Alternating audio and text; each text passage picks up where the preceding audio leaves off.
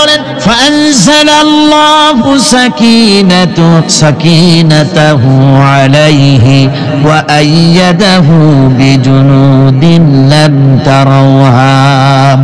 আল্লাহ পাক তার মনের মধ্যে গভীর প্রশান্তি এবং স্বস্তি দান করলেন, আর এমন সৈন্য দিয়ে সাহায্য করলেন যে সৈন্যদেরকে তোমরা দেখতে পাও না। এভাবে করে রব্বুল আলামিন মুমিনদের বিপদে আপদে মুসিবতে সব সময় আল্লাহ পাক মুসলমানদেরকে সাহায্য করেছেন। জোরে বলেন সুবহানাল্লাহ। মুমিনদের সাহায্যকারী আল্লাহ। তাই ইসলামী আন্দোলনের সাথে যারা আছে, যারা কর্মী, যারা নেতা, যারা মুমিন, যারা ঈমানদার, মেঘের মতো প্রচন্ড কালো মেঘ হয়ে চতুর্দিক থেকে অন্ধকারের মতো সে এসেছে বিপদ। কোন বিপদ না, আল্লাহ পাক সাহায্যকারী। কে সাহায্যকারী? জোরে বলেন সাহায্যকারী কে? আল্লাহ সুবহানাহু ওয়া তাআলা, তিনি সাহায্যকারী। ভয় নাই।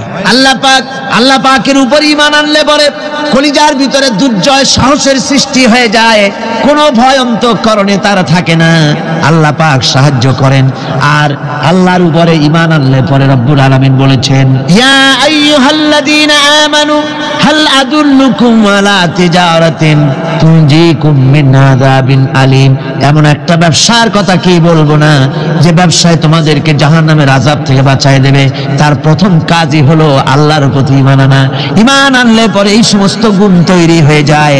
আর ঈমানে সবচাইতে উপকৃত হয় সমাজের লোকেরা, রাষ্ট্রের লোকেরা, পরিবারের লোকেরা, দেশের মানুষ উপকৃত হয় মুমিনদের দিয়ে ঈমানের কারণে। তার কারণ হলো একজন মুমিন, একজন ব্যক্তি যখন ঈমানদার হয়, মুমিন হয়ে যায়, আল্লাহর প্রতি যখন প্রগাঢ় বিশ্বাস তার এসে যায়, তখন সেই ব্যক্তি নৈতিকতার মান তার বেড়ে যায়। জোরে বলেন সুবহানাল্লাহ। নৈতিক চরিত্রের উপরে সে প্রতিষ্ঠিত হয়। সে মিথ্যা বলতে সাহস পায় না। মুমিন ব্যক্তি মিথ্যা বলতে সাহস পায় না। কেন পায় না? মিথ্যা বলতে সাহস পায় না, ঠকাতে সাহস পায় না, ওজনে কম দিতে সাহস পায় না, শয়তানি বদমাশি করতে সাহস পায় না। তার কারণ হলো আল্লাহ পাক বলে দিয়েছেন, মুমিন কোরআনের ভিতরে পড়েছে, ইয ইয়াতালাক্কাল মুতালাক্কিয়ানি আনিল ইয়ামিনি ওয়া আনিশ শিমালি কাঈদ। দুজন নিয়ন্ত্রণকারী ফেরেশতা তোমার ডানে এবং বামে বসে বসে তোমাকে নিয়ন্ত্রণ করছে। কোথায় যাও, কি করো, এই ফেরেশতারা বসে বসে সব দেখতেছে। মা ইয়ালফিযু মিন কাওলিন ইল্লা লাদাইহি রাকীবুন আতীদ। মানুষ এমন কোনো কথা বলে না যা ফেরেশতারা রেকর্ড না করে, সব রেকর্ড হয়ে যায়। তাই মুমিন ব্যক্তি দায়িত্বহীন কথা বলতে পারে না।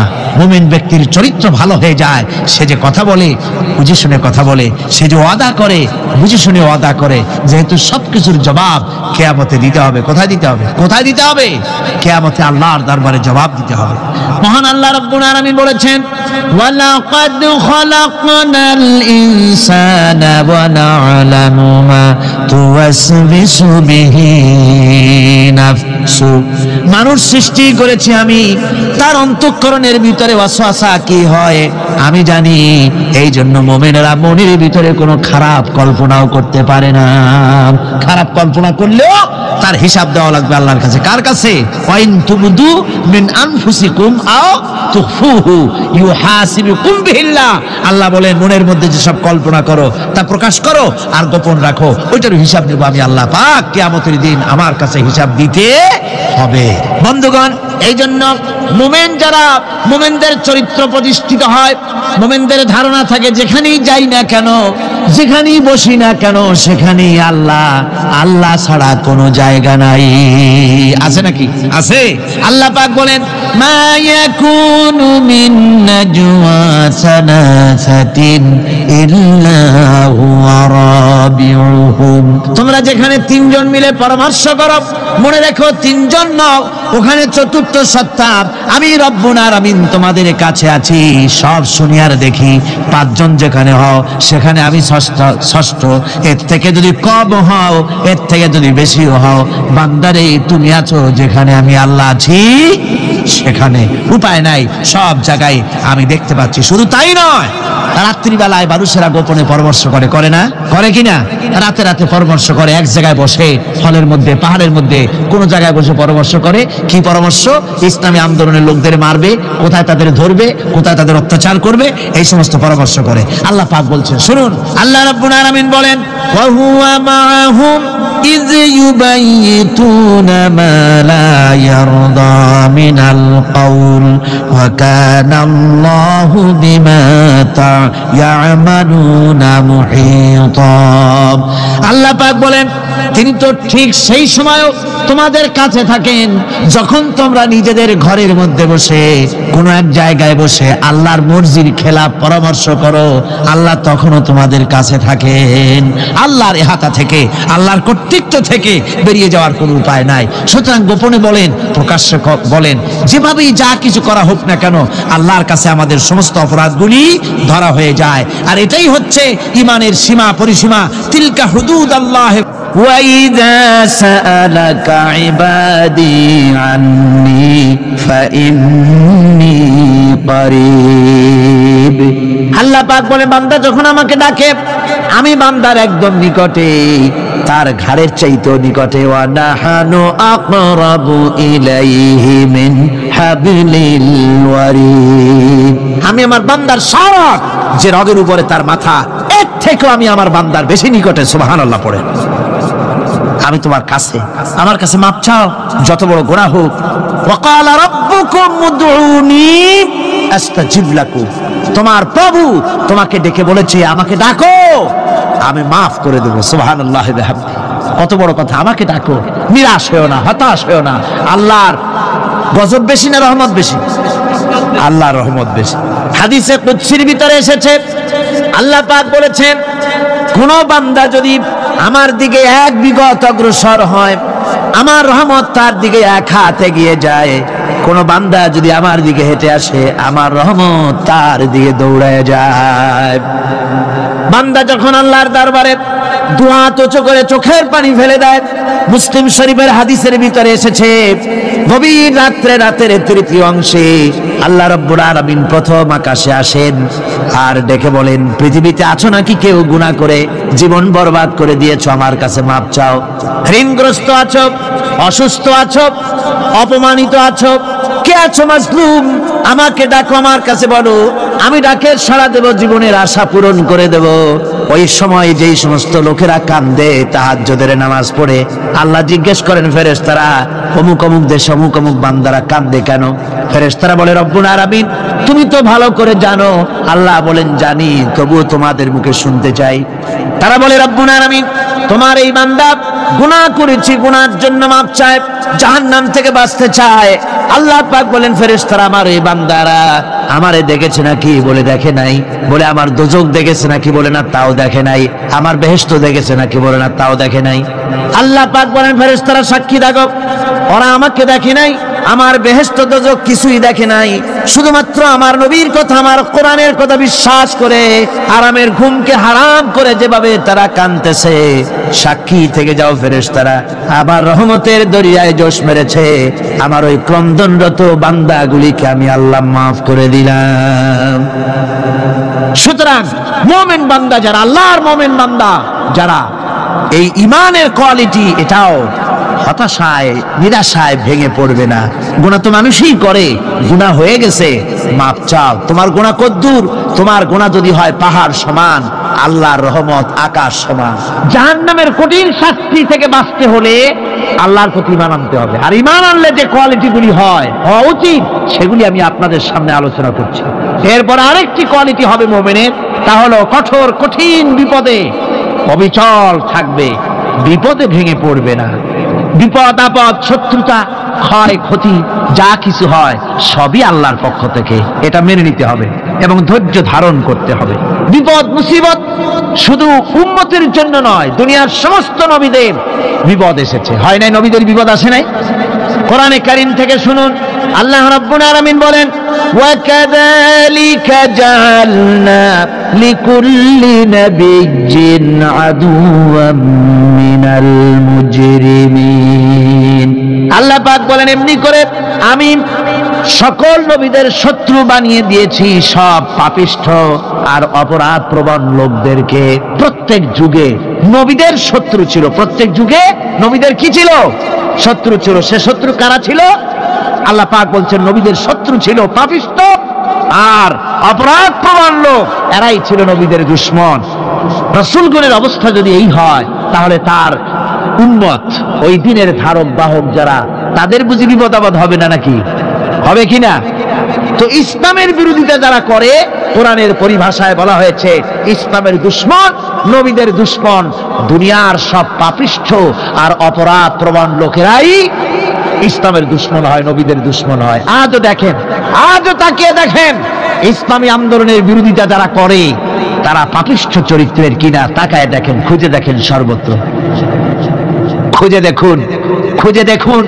যারা ইসলামী আন্দোলনের বিরোধিতা করে, যারা ইসলামকে মিটিয়ে দেওয়ার চেষ্টা করতেছে, যারা ইসলামকে মৌলবাদ বলে, ইসলামকে সাম্প্রদায়িক বলে, কোরআনে কারীমের কথা কত স্পষ্ট যে নবীদের দুশমন হয়, ইসলামের দুশমন হয় মুজরিম লোকেরা, অপরাধ প্রবণ আর পাপিষ্ঠ লোকেরা। আজও আমরা দেখতে পাই এই শ্রেণীর লোকেরা পাপিষ্ঠ এবং সবচাইতে সমাজের নিকৃষ্ট ধরনের চরিত্রহীন লোক। নামাজ নাই। আপনি খুঁজে দেখেন ইসলামী আন্দোলনের বিরোধিতা যারা করছে, যারা নেতৃত্ব দিচ্ছে, নামাজ নাই, রোজা নাই, চরিত্র নাই, হজ নাই, যাকাত নাই, মদ, জুয়া, জেনা, ব্যভিচার ইত্যাদিতে লিপ্ত। চেহারা দেখলে ছেলেপেলেরা 2 গ্লাস পানি খায় ভর ছোটে। কথা ঠিক কিনা কর? এই হলো অবস্থা। মারে কেন? মুমিনদেরকে, পয়গম্বরদেরকে, সাহাবীদেরকে এবং ঈমানদারদেরকে মারে কেন? তার কারণ হচ্ছে আল্লাহ রাব্বুল আলামিন বলেছেন ওয়া মা নাকামু মিনহুম ইল্লা আইয়ুমিনু বিল্লাহিল আজিজিল হামিদ। কাফিররা ঈমানদার লোকদেরকে অন্য কোন অপরাধী নির্যাতন চালায় না, নির্যাতন চালায় শুধু এই কারণে যেহেতু মুমিন লোকেরা পরাক্রমশালী, আল্লাহ রাব্বুল আলামিনের দ্বীনকে কায়েম করতে চায়, তার উপরে ঈমান এনেছে, এই কারণেই তারা মারে। ঠিক কিনা কর? যুগে যুগে নবীদের উপরে, সাহাবীদের উপরে যে অত্যাচার হয়েছে, সে অত্যাচার এই কারণেই হয়েছে, অন্য কোনো কারণে নয়। এই কঠিন বিপদে অবিচলতা এবং ধৈর্যের দৃষ্টান্ত নবীগণ পেশ করেছেন পৃথিবীর বুকে। আমরা দেখেছি ইব্রাহিম আলাইহিস সালামকে আগুনে ফালানো হয়েছে, আছে না কোরআন শরীফে? আমি কিন্তু গল্প করতেছি না, সব কোরআনের কথা। কিসের কথা? ইব্রাহিম আলাইহিস সালামকে আগুনে ফালানো হচ্ছে। অপরাধ কি? অপরাধ হচ্ছে হযরত ইব্রাহিম আলাইহিস সালাম দাওয়াত দিয়েছেন লা ইলাহা ইল্লাল্লাহ। জোরে পড়েন লা ইলাহা ইল্লাল্লাহ, লা ইলাহা লা ইলাহা ইল্লাল্লাহ মুহাম্মাদুর রাসূলুল্লাহ। হযরত ইব্রাহিম আলাইহিস সালাম দ্বীনের দাওয়াত দিয়েছেন, এক আল্লাহর দাওয়াত দিয়েছেন, ঈমানের দাওয়াত দিয়েছেন। আর কোন অপরাধ ছিল না। নমরুদ সহ্য করতে পারলো না। কোরআনে কারীমের মধ্যে সব কথাগুলি আল্লাহ পাক এই জন্য বিধৃত করেছেন, এই জন্য কোরআনে কারীমের মধ্যে সব কথা উঠায় দিয়েছেন, যাতে করে মুমিনেরা বিপদ আসলে পরে যেন ঘাবড়ে না যায়। ইব্রাহিম আলাইহিস সালামকে আগুনে ফেলানো হচ্ছে। ফেরেশতা বলছে ইব্রাহিম তোমারে আগুনে ফেলায় দাও, হতেছে আমার কাছে সাহায্য চাও, আমার কাছে ক্ষমতা আছে, আগুনগুলো উঠাইয়া নমরুদের বংশ জ্বালায় দেব। হযরত ইব্রাহিম ফেরেশতার কাছে সাহায্য চাইছিলেন নাকি? তিনি বললেন ফেরেশতা তোমার কাছে সাহায্য কেন চাইব? আমি তো এমন কোন অন্ধ আল্লাহর ইবাদত করি না যেই অন্ধ স্রষ্টা তার গোলামের দুঃখ দুর্দশা না দেখেন। আমি তোমার কাছে সাহায্য চাইব না। হযরত ইব্রাহিম আলাইহিস সালাম পাশ করলেন। কি বলেন, পাশ করছেন না? ঈমানের পরীক্ষায় পাশ। আগুনের মধ্যে হযরত ইব্রাহিমকে যখন ফেলানো হচ্ছে, রব্বুল আলামিন আগুনের প্রতি নোটিশ করে দিলেন ইয়া নার কুনি বারদাও ওয়া সালামান আলা ইব্রাহিম। আগুন আমার ইব্রাহিমের জন্য শান্তিদায়ক, ঠান্ডা হয়ে যা। এখন কি আর আগুনের বাপের ক্ষমতা আছে ইব্রাহিমের পোড়ানো? আর ক্ষমতা নাই। আমার বন্ধুগণ, ইব্রাহিম আগুনের ভিতরে আরামে বসে আছেন, আর ওদিকে নমরুদ বসে বসে দেখতেছে দূর থেকে। ইব্রাহিম তো জ্বলে না, গায়ের মধ্যে আগুন জ্বলে গেল। ডাক দিয়া কয় আগুন তোর হলো কি? কেন জ্বালাইতে পারিস না আমার দুশমন রে? হলোটা কি তোর? তোর কি জ্বালানোর শক্তি বন্ধ হয়ে গেল নাকি? আগুনের ভিতর থেকে জবাব এলো, নমরুদ রে আমার ভিতরে জ্বালানোর শক্তি আছে কি নাই যদি প্রমাণ করতে চাও, টেস্ট করতে চাও, তুই নিজে আয়, তোরে শুদ্ধ তামাম দুনিয়া জ্বালাই দিতে পারি, ইব্রাহিমের এক গাছা পশমও জ্বালাই দিতে পারি না। তার কারণ হচ্ছে আমি হচ্ছি মাখলুক, আল্লাহ হচ্ছেন খালিক। আল্লাহ আমাকে বলেছেন না জ্বালাতে, তুমি 1000 বার বললেও আমি ইব্রাহিমকে জ্বালাইতে পারবো না। কোরআনে কারিমে ঘটনা বলে মুমিনদেরকে সাহস দেওয়া হচ্ছে, মুমিনেরা দ্বীনের কাজ করতে গিয়ে বিপদ আবাজ আসবে, ইমানের দাবি হলো বিপদ আসবে, আর বিপদ আসলে ঘাবড়ায় যেও না, মুসিবতে পড়ে চিন্তায় পেরেশানে হয়রান হয়ে যেও না। বিশ্বকবি আল্লামা ইকবাল কি সুন্দর করে বলেছেন, আজ ভি হোক জু ইব্রাহিম কা ইমা पैदा आग कर सकती है एक अंदाज गुलिस्तां पैदा। ইব্রাহিমের ঈমান যদি আজিও কোথাও হয় বিদ্যমান, করতে পারেন অগ্নিকুণ্ডে খুবসুরত এক গুলিস্তান। আজ যদি আগুনের ভিতরে কোন নমরুদ কোন ইব্রাহিমকে যদি ফেলে দেয়, আল্লাহ রাব্বুল আলামিন আজও আগুনকে ফুলের বাগান বানায়া দিবেন। সুবহানাল্লাহ।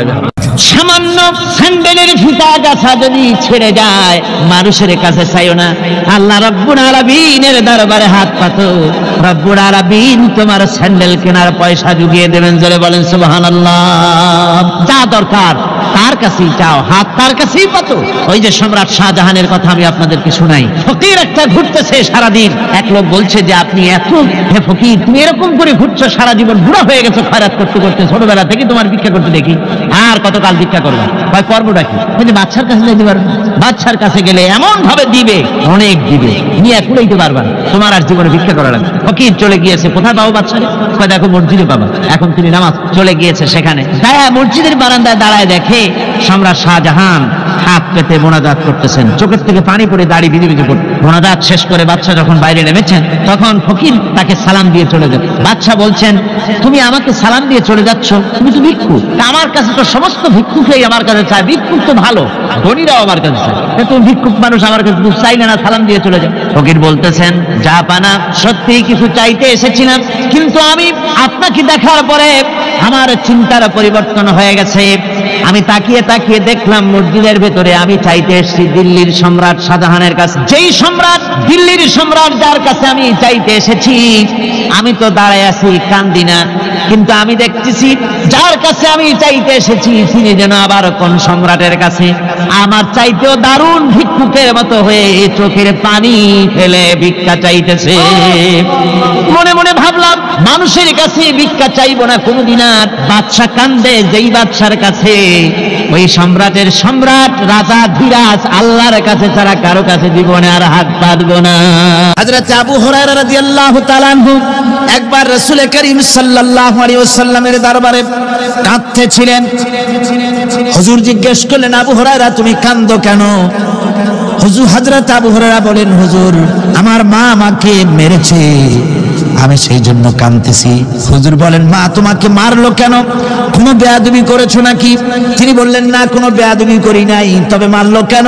হযরত আবু হুরায়রা বলেন, হুজুর আমার মা হচ্ছেন মুশরিকা, আমার মা কাফের। আমি অনেক রাত হয়েছিল বাড়ি ফিরতে, আমার মা জিজ্ঞেস করলো এত রাত কোথায় ছিলি? আমি বললাম, মা তামাম পৃথিবী যে কদম মোবারক চুমতে পারলে নিজেকে ধন্য মনে করে, আমি সেই রাসূলের দরবারে ছিলাম, আসতে দেরি হয়ে গেছে। ইয়া রাসূলুল্লাহ, আপনার নাম শোনা মাত্র আমার মায়ের গায়ে আগুন জ্বলে গেল, সহ্য করতে না পেরে আমাকে মায়ের আরম্ভ করে দিল। বলল, আবু হুরায়রা হয় আমার বাড়ি ছাড়বি, না হয় মুহাম্মদ সাল্লাল্লাহু আলাইহি ওয়াসাল্লামের ঘর ছাড়বি, কোনটা করবি কর। আমি বললাম, মা তোমার গায়ে যত শক্তি আছে সমস্ত শক্তি দিয়ে তুমি আমাকে প্রহার করো, আমি তামাম তোমার বাড়িটা সুদ্ধা তামাম দুনিয়া ছেড়ে দিতে পারি, কিন্তু রাসূল পাক সাল্লাল্লাহু আলাইহি ওয়াসাল্লামের কদম মোবারক ছাড়তে পারি না। ভাইরা আমার, হযরতে আবু হুরায়রা কাঁদতেছেন। আল্লাহর নবী বলেন, তুমি কাঁদো কেন? তোমার মা তোমাকে মেরেছেন, আমি এখানে কি করব? এখানে তো আমি কোনো দখল আন্দাজ করতে পারি না, আমি কি করতে পারি? এখানে ইন্টারফেয়ার তো আমি করতে পারি না, মা তোমারে মেরেছে। হযরত আবু হুরায়রা বলেন, ইয়া রাসূলুল্লাহ, মায়ের বিরুদ্ধে কোনো নালিশ করার জন্য আপনার কাছে আমি আসি নাই। বলে, কেন এসেছো? হযরত আবু হুরায়রা বলেন, হুজুর, এসেছি এই জন্য, আমি জানি আপনি যদি আল্লাহর দরবারে কোনো ব্যাপারে দোয়া করেন, আল্লাহ রাব্বুল আলামিন তা মঞ্জুর করে নেন। আপনি মেহেরবানি করে আমার মায়ের হেদায়েতের জন্য আল্লাহর কাছে দোয়া করুন। হুজুর সাল্লাল্লাহু আলাইহি ওয়াসাল্লাম দুই হাত উঁচু করলেন, বললেন, আল্লাহুম্মা ইহদি উম্মা আবি হুরায়রা, আয় আল্লাহ, আবু হুরায়রার মাকে তুমি হেদায়েত নসিব করে দাও। এই দোয়া রাসূল করতেছেন।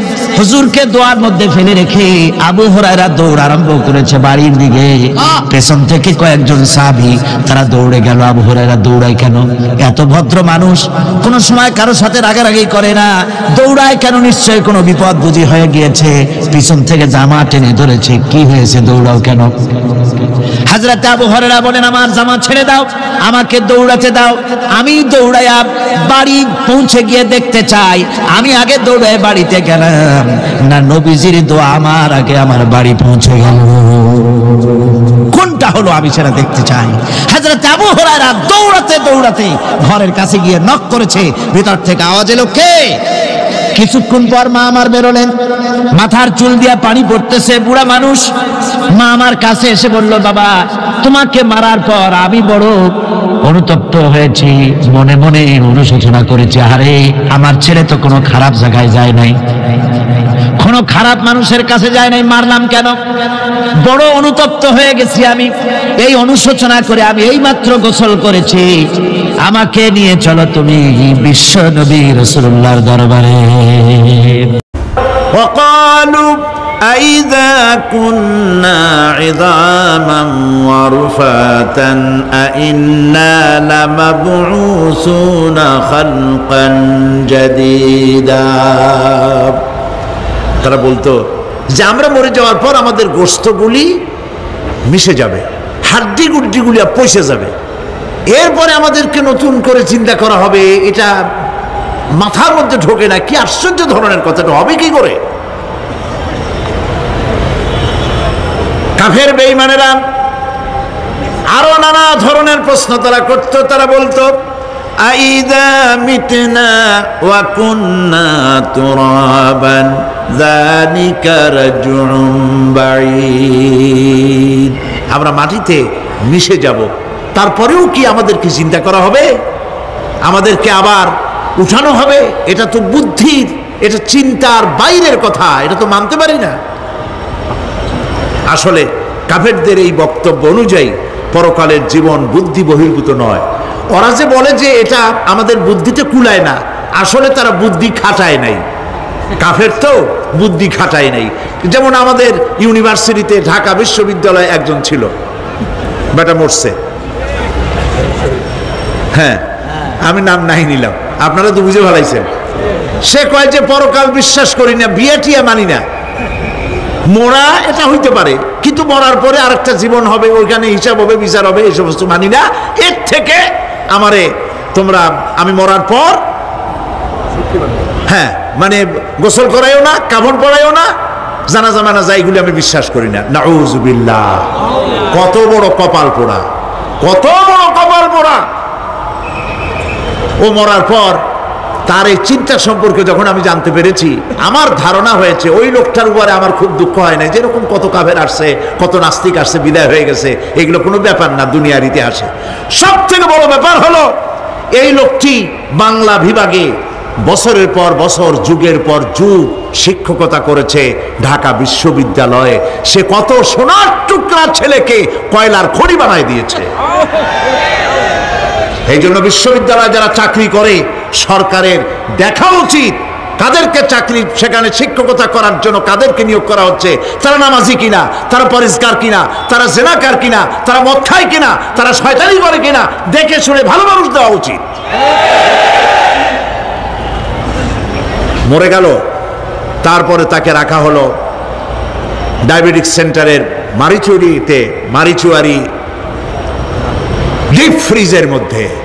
তিনি বলে গেলেন, আমি মরার পর আমাকে মেডিকেল কলেজে পাঠায় দিও, তারা আমারে কাটা ছেঁড়া করিয়া তারপরে অপারেশন শিখবে। তো তার নসিহত অনুযায়ী তাই করা হলো, ওসিয়ত অনুযায়ী। যখন মেডিকেল কলেজের ছেলেরা টের পেল যে ওই নাস্তিকরা আনতেছে মেডিকেল কলেজে অপারেশন করে আমাদের শেখাবার জন্য, তারা বললো আল্লাহর রাস্তায় মাপ চাই, এই শয়তানের এদিকে আনবেন না। কারণ সারা জীবন সে আল্লাহরে মানে না, অস্বীকার করেছে। পরে কাটা ছিঁড়া করে আমরা যদি কিছু শিখি তো তাই দিয়া যে রুগী ভালো হবে বা অপারেশন করলে সেটাও মরবে। সুতরাং মাপ চাই, ফিরাও। ফিরাইয়া এখন ওইটার কি অবস্থা হয়েছে আমি জানি না, লেটেস্ট নিউজ জানি না কোথায় আছে। যদি এখন কবর তো কপালে হইল না, এখন যদি রাস্তাও ভালায় দেয় আমাদের দেশে কুত্তাও খাবে না।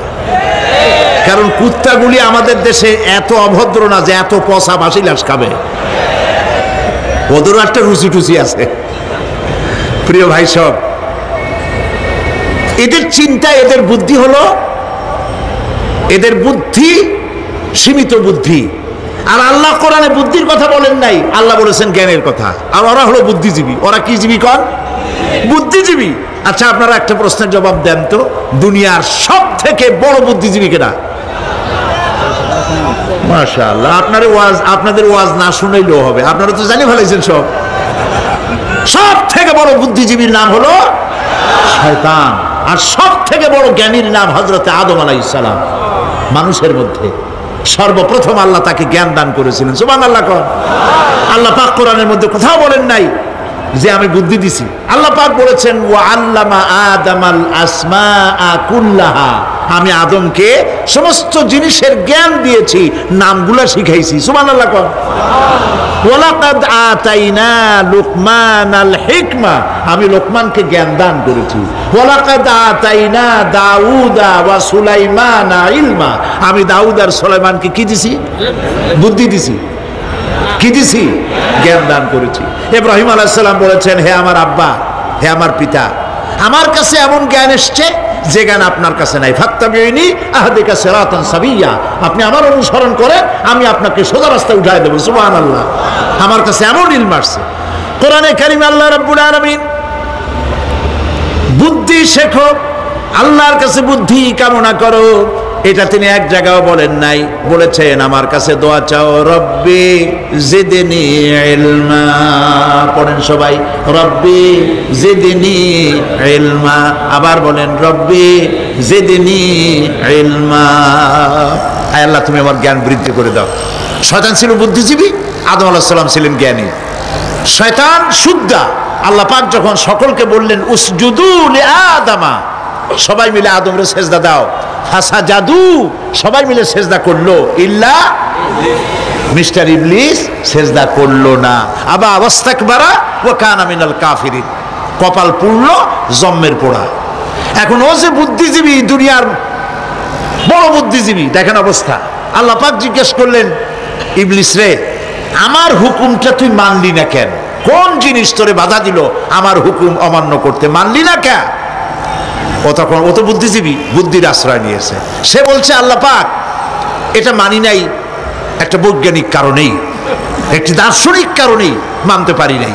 কারণ হচ্ছে খালাকতানি মিন নার ওয়া খালাকতাহু মিন তিন, তারে বানাইছো মাটি দিয়া, আমারে বানাইছো আগুন দিয়া, আনা খায়রুম মিনহু, আমি ওর থেকে অনেক ভালো। নাউযুবিল্লাহ। কত বড় কপাল পোড়া। আগুনের গতি হলো ঊর্ধ্বমুখী, মাটির গতি নিম্নমুখী। ঊর্ধ্বগতি সম্পন্ন একটা জিনিসকে নিম্নমুখী জিনিসের সামনে মাথা নত করতে বলা তোমার একটা অবৈজ্ঞানিক অদার্শনিক হুকুম হয়ে গেছে। নাউযুবিল্লাহি মিন যালিক। আল্লাহ পাক বললেন, ইন্নাকা রাজীব, মরদুদ, বিতাড়িত, সব আমল বরবাদ করে দিলাম। দেখেন, অপরাধ শয়তান করেছে, অপরাধ আদম আলাইহিস সালামও করেছে। একজন অপরাধ করে শয়তান হয়ে গেল, আর একজন অপরাধ করে আল্লাহর পয়গম্বর হয়ে গেলেন। সুবহানাল্লাহ বলবেন না? কেন? কারণ হলো শয়তান বুদ্ধিজীবী, বুদ্ধির আশ্রয় নিল। আদম আলাইহিস সালাম তিনি বুদ্ধির আশ্রয় নেন নাই, তিনি আকলের, তার জ্ঞানের কাছে তিনি আশ্রয় নিয়েছেন। অর্থাৎ তিনি চিন্তা করতেছিলেন যে আল্লাহ পাক আমাকে নিষেধ করলেন একটা গাছের কাছে যেতে, আমিও গেলাম, বউও গেল, যা নিষেধ করলেন সেটা করলাম। এখন যদি আল্লাহ আমারে প্রশ্ন করেন যে আমার হুকুম অমান্য করলা কেন, কি জবাব দেব? আদম আলাইহিস সালাম জবাব খুঁজে পাচ্ছিলেন না। কিন্তু আমি ওই আয়াত তেলাওয়াত করার পর সর্বপ্রথম সেই ছাত্র জীবনে আমি চিন্তা করলাম জবাব তো একটা দিতে উনি পারতেন।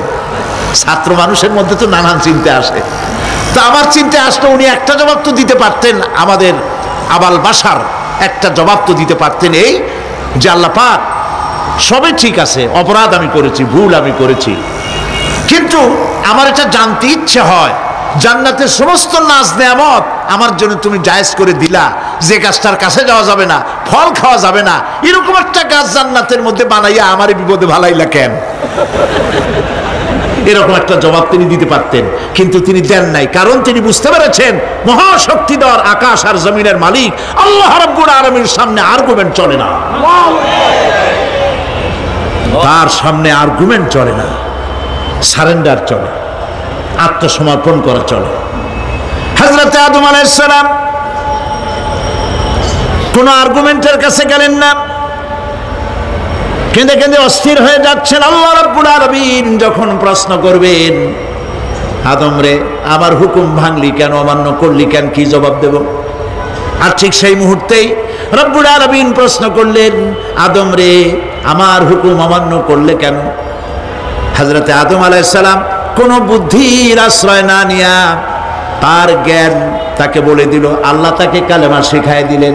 উদ্বুদ্ধ হয়ে তিনি আল্লাহ রাব্বুল আলামিনের সামনে মাথা নত করে দিয়ে বললেন, রব্বানা যালামনা আনফুসানা ওয়া ইল্লাম তাগফির লানা ওয়া তারহামনা লানাকুনান্না মিনাল খাসিরিন। পড়েন সবাই, রব্বানা যালামনা আনফুসানা ওয়া ইল্লাম তাগফির লানা ওয়া তারহামনা লানাকুনান্না মিনাল খাসিরিন। রব্বানা যালামনা, হে আল্লাহ আমি আমার নফসের পরে, যালামনা আনফুসানা আমি আমার নফসের পরে জুলম করেছি, অত্যাচার করেছি। ওয়া ইল্লাম তাগফির লানা, তুমি যদি আমাকে ক্ষমা না করো।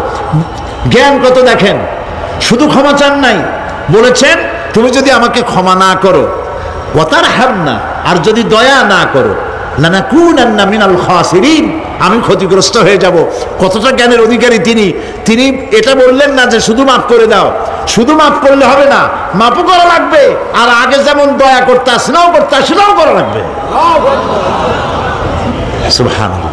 আল্লাহ পাক রাজি হয়ে গেলেন, রাজি হন নাই?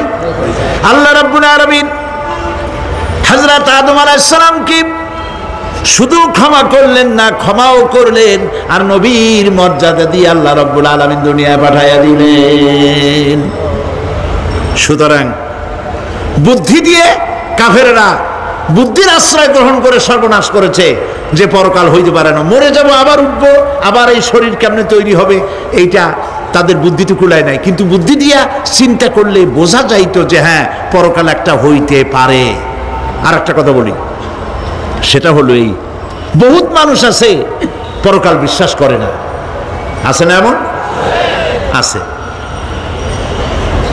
এখন আমরা বিশ্বাস করি পরকাল, আমরা কারা কারা বিশ্বাস করি হাত উঁচু করে দেখান তো। আলহামদুলিল্লাহ বলি, বলেন আলহামদুলিল্লাহ। এখন যারা বিশ্বাস করে না তাদেরকে জানাতে চাই, আমরা যারা পরকালে বিশ্বাস করি, তাহলে পরকাল যদি না হয়, কিয়ামত যদি না হয়, বিচার আচার যদি কিছু না হয়, আমরাও বেঁচে গেলাম, আপনারাও বেঁচে গেলেন। কিন্তু সত্য সত্যই যদি পরকাল একটা হয়, বিচার যদি হয়, আমরা বেঁচে যাব, ফেসে যাবা তোমরা। প্রিয় ভাই সব, আল্লাহ রাব্বুল আলামিন সুন্দর করে বুঝাচ্ছেন। দেখো এই যে সারা বছর এই যে এটা কি বলে পরকাল কেন হবে, এটা বুদ্ধি দিয়ে চিন্তা করো, জ্ঞান দিয়ে চিন্তা করো। সারা বছর ব্যবসা করার পর হিসাব নিকাশের একটা দিন আসে, আসে না? বলেন আসে কিনা? হিসাব নিকাশের একটা দিন আসে সারা বছর ব্যবসা করার পর, সারা বছর লেখাপড়া করার পর, তারপরে কি বলে পরীক্ষা দেওয়ার একটা দিন আসে, আসে না? তো সারা জীবন আপনি এখানে কাজবাজ করবেন, এখানে আপনি ভালো করলেন মন্দ করলেন, এর কোনো জবাব হবে না, বিচার হবে না। এটা পাগলে চিন্তা করতে পারে, আর পাগলেরা চিন্তা করে বলেই তারা বলে, পাগলেরই এটা কথা, মাটির পুতুল যেমনে নাচায় তেমনি নাচি, পুতুলের কি দোষ। মরিয়া দেখেন, এই গান যারা বিশ্বাস করে মরিয়া দেখেন অবস্থাটা কি হয়। ফেরেশতারা আসা ধোপায় যেমন কাপড় আশ্রায়, ওই রকম ঠ্যাং ধরিয়া কবরের মধ্যে আশ্রাবে আর বলবে যেমনে আশ্রায় তেমনি আশ্রাই, ফেরেশতার কি দোষ। কাজে এই পৃথিবী শেষ কথা নয়, মৃত্যু অবধারিত, মরা লাগবে না। এবার দেখেন আল্লাহ কি বলেন, আল্লাযী খালাকাল মাউতা ওয়াল হায়াতা লিয়াবলুয়াকুম আইয়ুকুম আহসানু আমালা। আল্লাহ পাক বলছেন আমি মৃত্যু আর জীবন সৃষ্টি করেছি। কেন করেছি লক্ষ্য করুন, লিয়াবলুয়াকুম, যাতে করে আমি তোমাদেরকে পরীক্ষা করে নিতে পারি। কি ব্যাপারে? আইয়ুকুম আহসানু আমালা, আমলের দিক থেকে, নেক কাজের মধ্য থেকে, ভালো কাজ এবং খারাপ কাজের মধ্য থেকে, আইয়ুকুম আহসানু আমালা, ভালো কাজের দিক থেকে তোমাদের মধ্যে কে উত্তম, কে ভালো মানুষ, এইটার পরীক্ষা নেওয়ার জন্য আমি মৃত্যু আর জন্মের সৃষ্টি করেছি। প্রিয় ভাই সব খুব লক্ষ্য করুন, জন্ম আর মৃত্যু, জন্ম হলে মৃত্যু হবেই, না হবে না? এই যে একটা ডিউরেশন, একটি সময়, এই সময়টা হলো পরীক্ষার সময়। আমরা যারা পড়াশোনা করেছি, আপনারা পড়াশোনা করেছেন নিশ্চয়ই, কলেজে অথবা হাই স্কুল অথবা মাদ্রাসায় প্রতি বছর একটা করে পরীক্ষা আসে না পরীক্ষা? এই পরীক্ষার ডিউরেশন কত সময়? 3 ঘন্টা। কয় ঘন্টা বলে? 3 ঘন্টা। এই 3 ঘন্টা পরীক্ষা দিতে গিয়ে আপনারা কি কোনো ছাত্রকে দেখেছেন যে প্রশ্নপত্র সামনে নিয়ে গল্প করতেছে, প্রশ্নপত্র সামনে নিয়ে তাস খেলে, জুয়া খেলে, আর একদিকে তাকায় থাকে? প্রতিটি মুহূর্ত সে কাজে লাগাচ্ছে, প্রতি মুহূর্ত কাজে লাগাচ্ছে। 3 ঘন্টা পুরা হওয়ার 2 ঘন্টার মধ্যে পরীক্ষা তার শেষ হয়ে গেছে, কিন্তু সে চলে যাচ্ছে না, বাকি আরো 1 ঘন্টা আধা ঘন্টা রিভাইজ করতেছে। সে যা যা পরীক্ষা দিয়েছিল প্রশ্ন অনুযায়ী জবাবগুলি ঠিক হয়েছে কিনা সে মিলাই দেখে। কারণ কি? কারণ হলো এই পরীক্ষা যদি ফেল করি, বাপ মায়ের কষ্ট করা পয়সাগুলি বিফলে চলে যাবে, আমি চাকরি পাবো না, আমার জীবনটা 1 বছরের জন্য নষ্ট হয়ে যাবে। এই জন্য সে এত খাটাখাটনি করে পরীক্ষায় ভালো ফল করার জন্য সে পরীক্ষা দেয়, এবং পরীক্ষার রেজাল্ট এই পৃথিবীতেই হয়। ঠিক কিনা বলে? খাতা দেখতে যতদিন লাগে তারপরে পরীক্ষা হয়। খুব লক্ষ্য করুন, আমাদেরও একটা পরীক্ষা চলতেছে এই পৃথিবীতে, সকলে। ওইটা শিক্ষাঙ্গনের পরীক্ষা, এটা জীবনের পরীক্ষা। এই যে ওর পরীক্ষার ডিউরেশন, সময়কাল 3 ঘন্টা, আর আমাদের পরীক্ষার, সমস্ত মানুষের পরীক্ষার সময়কাল হলো জন্ম থেকে শুরু করে মৃত্যু পর্যন্ত। এর মধ্যে বালেগ হওয়া পর্যন্ত সময়টা কনসিডারেবল, ক্ষমার যোগ্য। 15 বছর 12 বছর বালেগ হইতে যে কয় বছর লাগছে, এইটা যা করছেন যা বলছেন সব মাপ।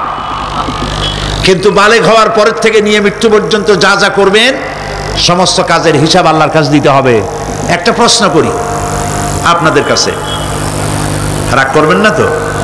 বলবেন যে কথা বলতে তো আপনি আসছেন, আমাদের দিয়ে খাটান কেন, এরকম চিন্তা করবেন না তো? প্রশ্নটা হচ্ছে, বলেন তো দেখি, পৃথিবীর মধ্যে সব চাইতে মূল্যবান জিনিস, দামি জিনিস কোনটা? হ্যাঁ, ইখতিলাফ হয়ে গিয়েছে, ইখতিলাফ হয়েছে। কেউ বলেছে যৌবন, কেউ বলেছে কোরআন, কেউ বলেছে ইসলাম। আর যারা বেশি বুদ্ধি রাখে তারা খামোশ, তারা কথা বলে নাই। কোনটা কইয়া কোন জ্বালা চুপ করে থাকাই ভালো। সব থেকে মূল্যবান জিনিসের নাম সময়। সব থেকে মূল্যবান জিনিসের নাম কি? এবার বলেন, এই পৃথিবীর মানুষ সব থেকে অপচয় করে কোন জিনিসে? সময়। সময়ের অপচয় আমরা যা করি। আমি সেদিন পুলিশ লাইনে আমার একটা বক্তব্য ছিল, কয়েক হাজার পুলিশ ছিল সেখানে,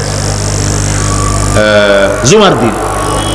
আমি বলছিলাম জুমার আগে তাদের সামনে, আজ আপনাদেরকে বলি, বাড়িতে আজকে রাত্রে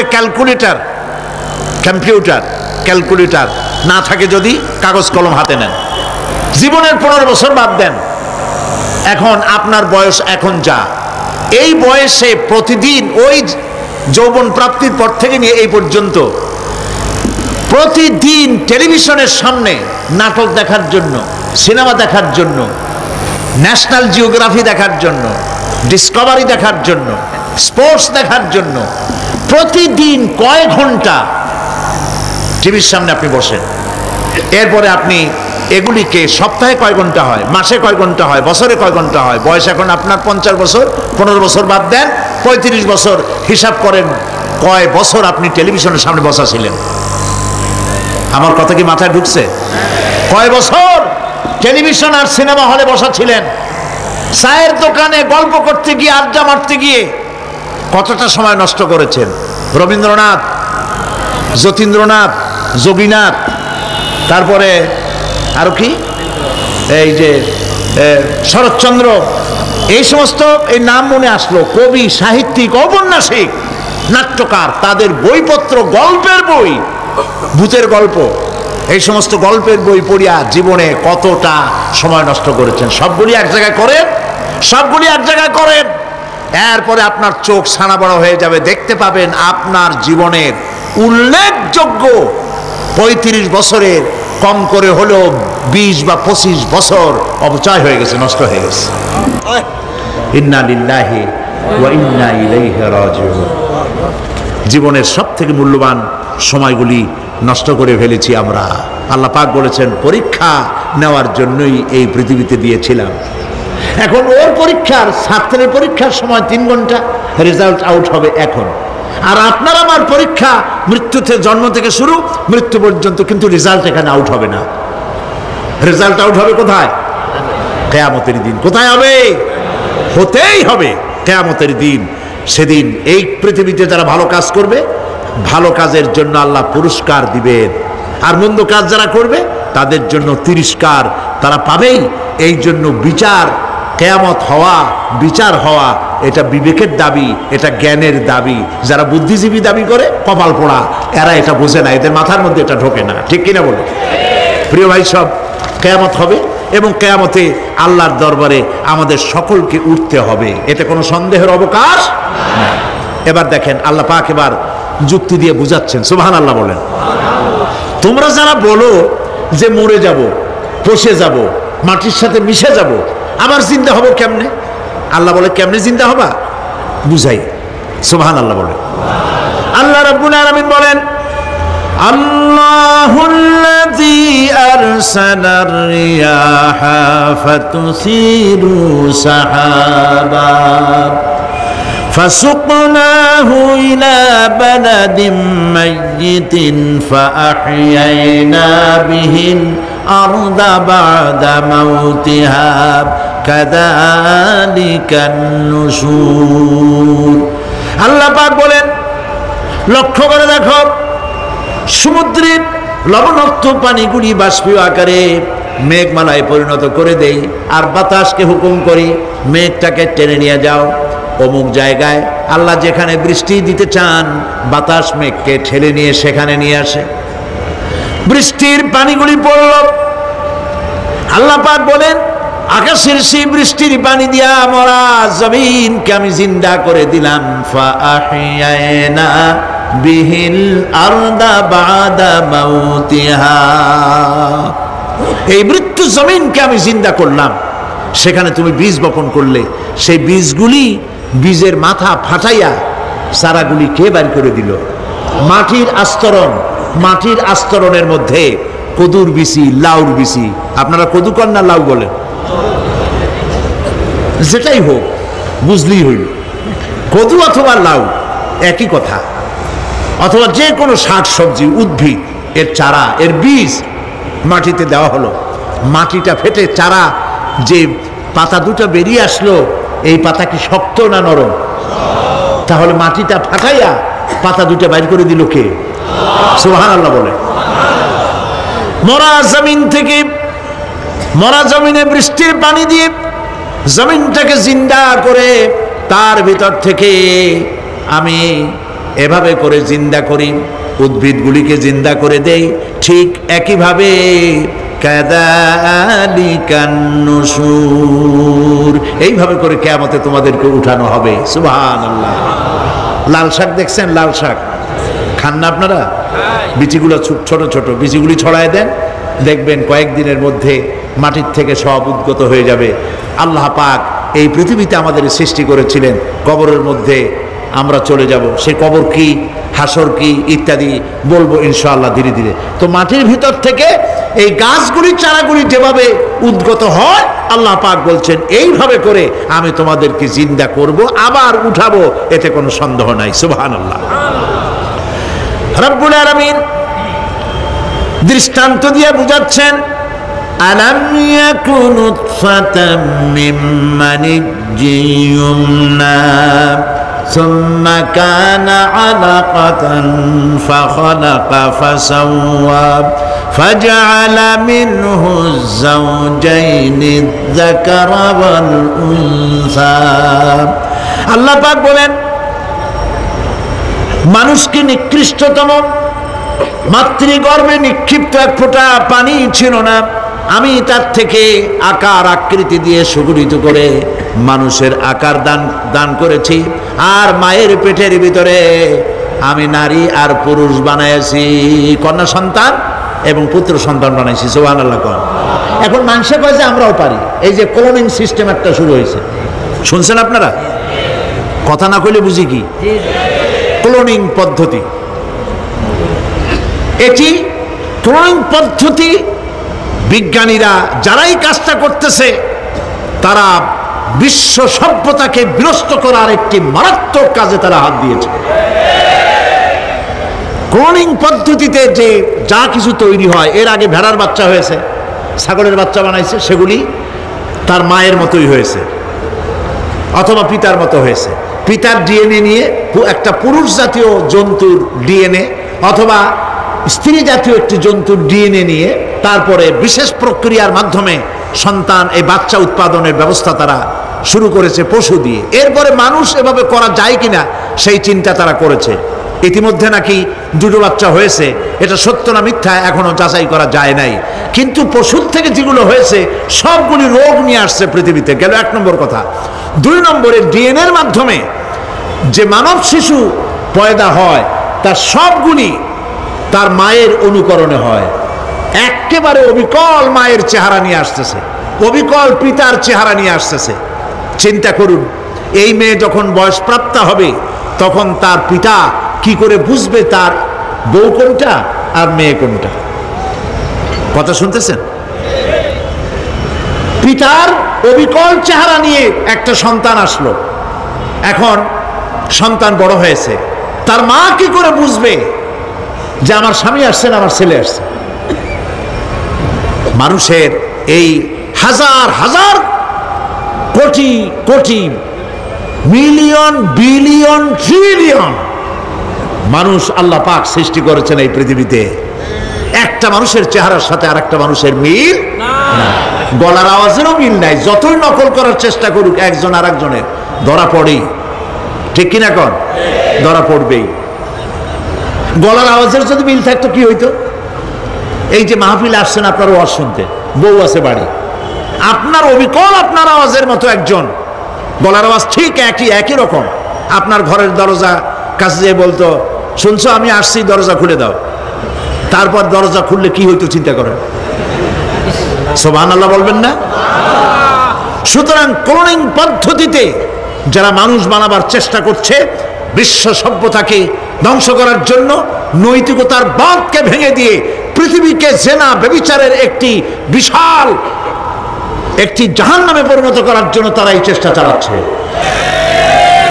উচিত হবে পৃথিবীর সমস্ত নেতৃবৃন্দ, বিশ্ব নেতৃবৃন্দের ঐক্যবদ্ধ হয়ে এই দুঃসাহসিক কাজকে বাধা দিয়ে বন্ধ করে দেওয়া উচিত। আল্লাহর সৃষ্টির সাথে পাল্লা দিতে গেলে ধ্বংস ছাড়া পথ থাকবে না। লক্ষ্য করেছেন? আপনি সাক্ষী দিলে আজ এক সাক্ষী দেবেন, কালকে বলবেন যে ওই সাক্ষী আমি দেইনি। আজকে সই করেছেন, কালকে বলবেন ওই সই আমি করি নাই। কিন্তু আল্লাহ রাব্বুল আলামিন আপনার ফিঙ্গারপ্রিন্ট, আপনার আঙ্গুলের ছাপ এমন করে দিয়েছেন, এই আঙ্গুল দিয়ে যদি কাগজের উপর একটা টিপ মারেন, টিপ সই করেন, আপনার বাবা কবর থেকে উঠে এসেও বলতে পারবে না যেটা আপনার না। আদম আলাইহিস সালাম থেকে নিয়ে আজ পর্যন্ত, আজ থেকে নিয়ে কিয়ামত পর্যন্ত যত মানুষ পৃথিবীতে এসেছে আর আসবে, কোন মানুষের আঙ্গুলের রেখার সঙ্গে আর একজন আঙ্গুলের রেখার মিল হবে না। এ হচ্ছে আমার আল্লাহর সৃষ্টি, সুবহানাল্লাহ। সুতরাং তিনি বলছেন, আমি মাতৃগর্ভের ভিতরে সন্তান তৈরি করি, সেই সন্তানকে কোনটা কন্যা সন্তান, কোনটা পুত্র সন্তান আমি বানাই। এই কাজটা যিনি পারেন, এবার দেখেন সামনে কি বলতেছেন আল্লাহ, এই কাজটি যিনি করতেছেন, আলাইসা যালিকা বিকাদিরিন আলা আইয়ুহিয়াল মাউতা, এত বড় কাজ যিনি সম্পাদন করেছেন, এক ফোঁটা নাপাক পানি, এক ফোঁটা নিকৃষ্ট গান্দা পানি যা শরীর থেকে নির্গত হলে পরে গোসল ফরজ হয়ে যায়, এমন এক ফোঁটা পানি দিয়ে তোমার জন্মের উৎপত্তি করেছি, আকার দিলাম, হাত দিলাম, পাও দিলাম, চোখ দিলাম, সুন্দর করে বানালাম, তারপরে পৃথিবীতে পাঠালাম। এরপরে তুমি কি করে মনে করতে পারো যে সেই আল্লাহ তোমার মৃত্যুর পরে আবার জিন্দা করতে পারবে না? আলাইসা যালিক, আল্লাহ পাক কি তোমাকে মৃত্যুর পরে, আলাইসা যালিকা বিকাদিরিন, আল্লাহ পাকের পক্ষে এটা কি সম্ভব নয় যে তোমার মৃত্যুর পরে আল্লাহ আবার চিন্তা করবেন? বলেন অবশ্যই পারবেন, বলেন অবশ্যই পারবেন। প্রিয় ভাই সব, আল্লাহ পাক এর পরে বলছেন, ইয়া আইয়ুহান নাসু ইন কুনতুম ফি রাইবিম মিনাল বা'সি ফাইন্না খালাকনাকুম মিন তুরাব। হে মানব সকল, যদি সন্দেহ হয় যে আমি তোমাদের পরকাল সম্পর্কে, যদি পুনরুত্থান সম্পর্কে যদি তোমাদের সন্দেহ হয়, জানা থাকা উচিত আমি তোমাদেরকে মাটি দিয়ে সৃষ্টি করেছি, মাটির উপকরণ দিয়ে সৃষ্টি করেছি। এই মাটির সাথে মিশে যাবা, আবার উঠানো হবে। মাটিতে কবরের মধ্যে মুর্দা রাখার সময় কি বলি আমরা? মিনহা খালাকনাকুম ওয়া ফিহা নুঈদুকুম। পড়েন সবাই, মিনহা خلقناكم وفيها نعيدكم ومنها نخرجكم تارة أخرى। মাতৃগর্ভের ভিতরে মানুষকে আল্লাহ রাব্বুল আলামিন হাত পাও চক্ষু কর্ণনাসিকা দিয়ে সুন্দর করে মায়ের পেটের ভিতরে বানায়া এই পৃথিবীতে আল্লাহ পাক পাঠায় দেন। আর আল্লাহ পাক বলেন, সুম্মা নুখরিজুকুম তিফলা, বাচ্চার আকারে মায়ের পেট থেকে বের করে দিলাম। যে আল্লাহ রাব্বুল আলামিন এইভাবে করে তোমাদেরকে সৃষ্টি করেন। যালিকা বিআন্নাল্লাহা হুয়াল হক, জেনে রাখো এ সব কিছু এই জন্যই ঘটে যেহেতু আল্লাহ রাব্বুল আলামিন, আল্লাহ তাআলা মহাসত্য, তিনি যা বলেন তাও সত্য, তার কথার মধ্যে কোনো রকমের বৈপরীত্য নাই। ব্যারোমিটার যন্ত্র আছে, যে যন্ত্রের মাধ্যমে আবহাওয়া মাপা হয়, বৃষ্টি হবে কি হবে না, ঝড় হবে কি হবে না, জলোচ্ছ্বাস হবে কি হবে না, এগুলি ব্যারোমিটার যন্ত্র দিয়া, আবহাওয়া মাপা যন্ত্র দিয়ে তারা মাপে। কিন্তু আপনারা কি কখনো শুনেছেন যে রেডিও টেলিভিশনে বলা হয়েছে সন্দ্বীপ, কুতুবদিয়া, হাতিয়া, সেন্ট মার্টিন এবং বাঁশখালী, আর কি কোন দু একটার নাম, কক্সবাজার, পতেঙ্গা ইত্যাদির উপর দিয়ে 280 মাইল স্পিডে ঝোড়ো হাওয়া প্রবাহিত হবে। আগামীকাল 30 ফিট উঁচু হয়ে জলোচ্ছ্বাস হবে, এরকম কথা বলে কেউ? কি বলে? হইতে পারে, হইতে পারে, বজ্রসহ বৃষ্টিপাত হতে পারে। এবার কোরআন শরীফ দেখুন তো, কোরআন শরীফে কোথাও আছে পরকাল হইলেও হইতে পারে, কবর আযাব এটাও হয়তো হইতে পারে, জান্নাত আর জাহান্নাম থাকতেও পারে, এরকম কথা আছে? সব কথা ডাইরেক্ট, কোন কথার ভিতরে কোন রকমের বৈপরীত্য নাই।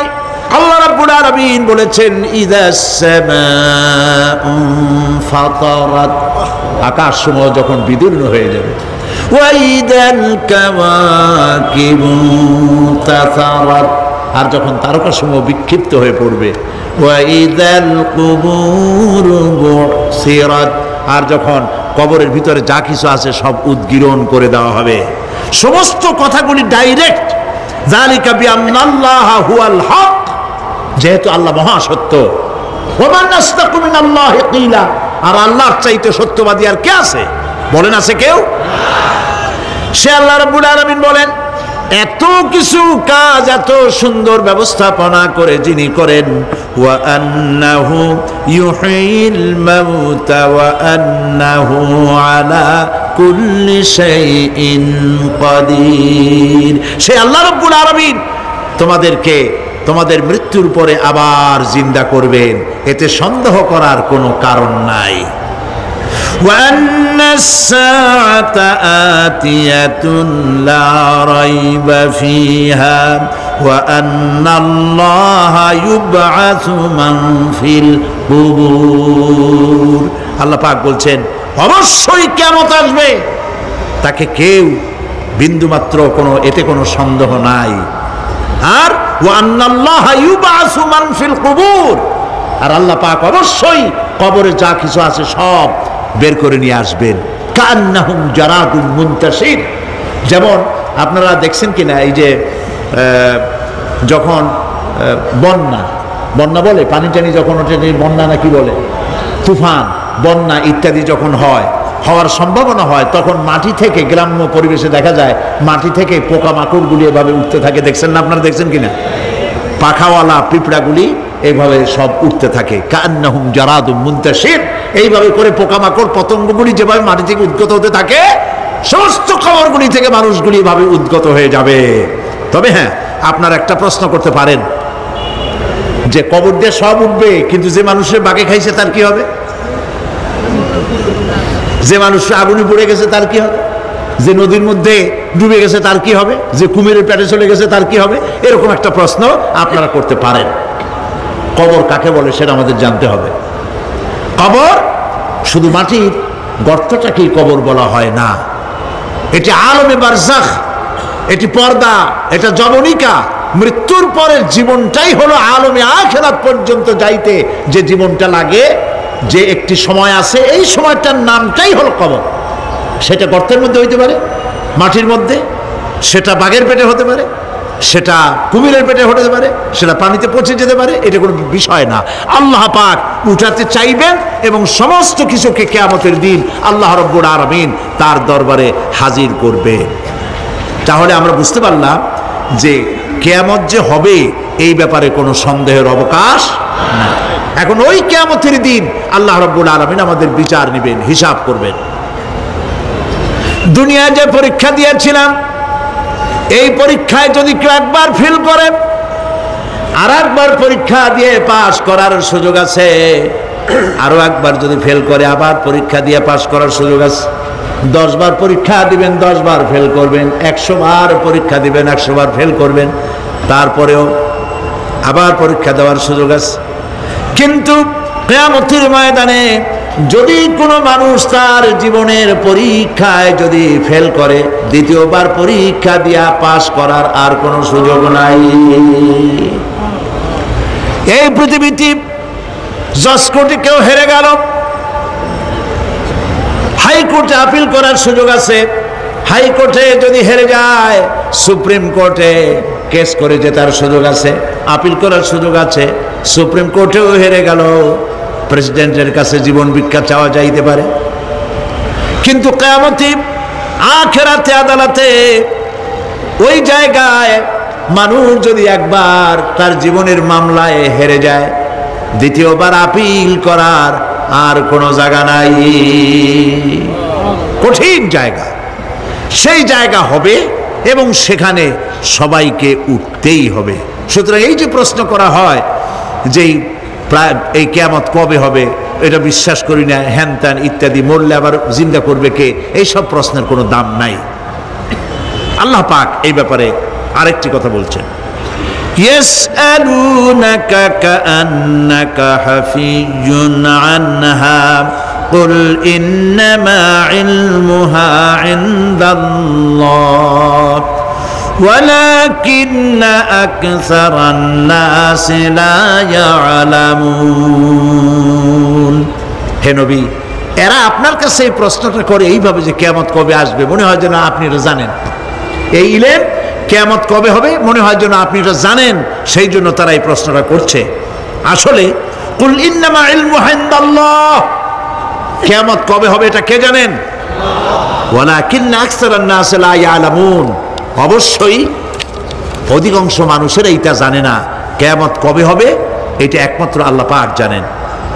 পরকালের জীবন যে হবে এতে কোনো সন্দেহ নাই, সেই ব্যাপারে আল্লাহ পাক বলছেন আআনতুম আশাদ্দু খালকান আমিস সামাউ বানাহা, তোমরা যে পুনরুত্থান সম্পর্কে অস্বীকার করো, এবার চিন্তা করো তোমারে বানানো কঠিন না ওই মহা আকাশটা বানানো কঠিন? কোনটা কঠিন বলেন না আপনারা, কোনটা কঠিন? আপনারা একটু তাকায় দেখেন তো, এই যে বিশাল প্যান্ডেল, এই প্যান্ডেলে খুঁটি আছে না নাই? আছে কি না? কতগুলো খুঁটি গুনতে আপনার আধা ঘন্টা খানেক সময় লাগবে, ঠিক না? এই একটা প্যান্ডেল বানাতে যদি এতগুলি খুঁটি লাগে, তাহলে বিশাল আকাশে যদি এইরকম খুঁটি লাগতো আকাশটারে ঝুলায় রাখার জন্য, তাহলে চিন্তা করেন তো খুঁটির জ্বালায় গাড়ি টাড়ি চালানো যাইতো? আছে কোনো খুঁটি? জোরে বলেন আছে? নাই। ওই আকাশটাকে আল্লাহ পাক বলছেন আনতুম আশাদ্দু খালকান আমিস সামাউ বানাহা, তোমারে বানানো কঠিন না ওই বিশাল আকাশ বানানো কঠিন? কোনটা কঠিন ছিল? তো ওই আকাশটা বানানোই তো আল্লাহ পাকের কাছে সহজ হয়ে গেছে। তাহলে তোমারে একবার বানাইয়া যে একবার বানাতে পেরেছেন তিনি আবার জিন্দা করতে পারবেন না, এই চিন্তা কেন করো? আল্লাহ রাব্বুল আলামিন কোরআনে কারীমের ভিতরে পরিষ্কার করে বলেছেন, ওরা বলে কাফের বেঈমানেরা বলে ক্বালা মাইয়ুশিল ইযামা ওয়া হিয়া রামীম, আমাদের হাড় গোড় যখন পচে যাবে গলে যাবে, কে আমাদের জিন্দা করবে? জবাবে আল্লাহ পাক বলেন, হে নবী আপনি বলুন কুল ইউহইয়াল্লাযী আনশাহা আউওয়ালা মাররা, আপনি বলে দিন যে আল্লাহ রাব্বুল আলামিন একবার তোমাকে সৃষ্টি করেছেন, প্রথমবার যিনি সৃষ্টি করেছেন দ্বিতীয়বার মৃত্যুর পরে আবার তিনি জিন্দা করবেন। কেন বিশ্বাস করো না? সুতরাং এই যে আল্লাহ পাক মানুষকে জীবন দিয়েছেন, এই জীবনের পরে মৃত্যু, মৃত্যুর পরে আবার আমাদের সকলকে উঠতে হবে এবং আল্লাহ পাকের দরবারে আমাদেরকে উপস্থিত হতে হবে। এই কথাগুলি যারা অস্বীকার করে, পরকাল যারা মানে না, তাদের সম্পর্কে আল্লাহ পাক বলছেন والذين كذبوا بآياتنا ولقاء الآخرة حبطت أعمالهم, আল্লাহ পাক বলেন যারা পরকালকে অস্বীকার করেছে, আখিরাত যারা মানে না, তাদের জিন্দেগীর সকল আমলগুলিকে আল্লাহ পাক বরবাদ করে দিবেন। পরকালের বিশ্বাসের উপরে ভিত্তি করেই মানুষের চরিত্র ভালো হইতে বলেন পারে। একটা দৃষ্টান্ত দেই, একটা দৃষ্টান্ত। এই যে যারা চুরি করে, ডাকাতি করে, সন্ত্রাস করে মানুষ মারে, এখন তো আল্লাহর রহমতে সন্ত্রাস বন্ধ হয়েছে, হয় নাই? হয়েছে কিনা? সন্ত্রাস বন্ধ হয়েছে, আলহামদুলিল্লাহ বলেন। এই সন্ত্রাসগুলি করে কি জন্যে? এদের ধারণা নাই যে আল্লাহ পাক আমাদেরকে উঠাইতে পারবে, আমাদের মৃত্যু হবে, পরকালের চিন্তা নাই বলেই তারা এই কাজটা করে। যে ব্যক্তি আল্লাহর সঙ্গে বিদ্রোহ করেছে আর পরকালের জন্য পাথর জোগাড় করে নাই, দুনিয়াকে অগ্রাধিকার দিল, পরকালকে ভুলে গেল, তার জায়গা হলো জাহান্নাম। ওয়া আম্মা মান খাফা মাকাম রাব্বিহি ওয়া নাহান নাফসা আনিল হাওয়া ফাইন্নাল জান্নাতা হিয়াল মাওয়া, আর যে ব্যক্তি আপন প্রভুর সামনে উপস্থিত হকে ভয় করেছে এবং আপন প্রবৃত্তিকে লালসা মুক্ত করেছে, লালসার হাত থেকে রক্ষা করেছে, আল্লাহ রাব্বুল আলামিন কিয়ামতের দিন তার জন্য রেখে দিয়েছেন জান্নাত। তার জন্য কোন জায়গা? জান্নাত। আমাদেরকে পরকাল ভিত্তিক জীবন যাপন যদি করি, তাহলে কবরের জবাবগুলি খুব আসান হবে। আর যদি পরকাল ভিত্তিক জীবন যাপন না হয়, কবরটা মুসিবত হয়ে যাবে। হযরত ওসমান রাদিয়াল্লাহু তাআলা আনহু কবরের কাছে গিয়ে খুব কাঁদতেন, সাহাবায়ে কেরাম প্রশ্ন করেছেন, হুজুর রাসূল করিম সাল্লাল্লাহু আলাইহি সাল্লাম যখন জান্নাত ও জাহান্নামের ওয়াজ করেন তখনও তো এত বেশি আপনি কাঁদেন না, যত বেশি কাঁদেন কবরের কাছে এসে, কারণ কি? হযরত ওসমান রাদিয়াল্লাহু তাআলা আনহু বলতেন, আমার সাথীরা, আমি আমার হাবিবের কাছে, আল্লাহ রাব্বুল আলামিনের রাসূলের কাছে আমি শুনেছি এই কবরটাই হলো প্রথম স্টেশন, এই কবরটাই হলো প্রথম ইমিগ্রেশন কাউন্টার।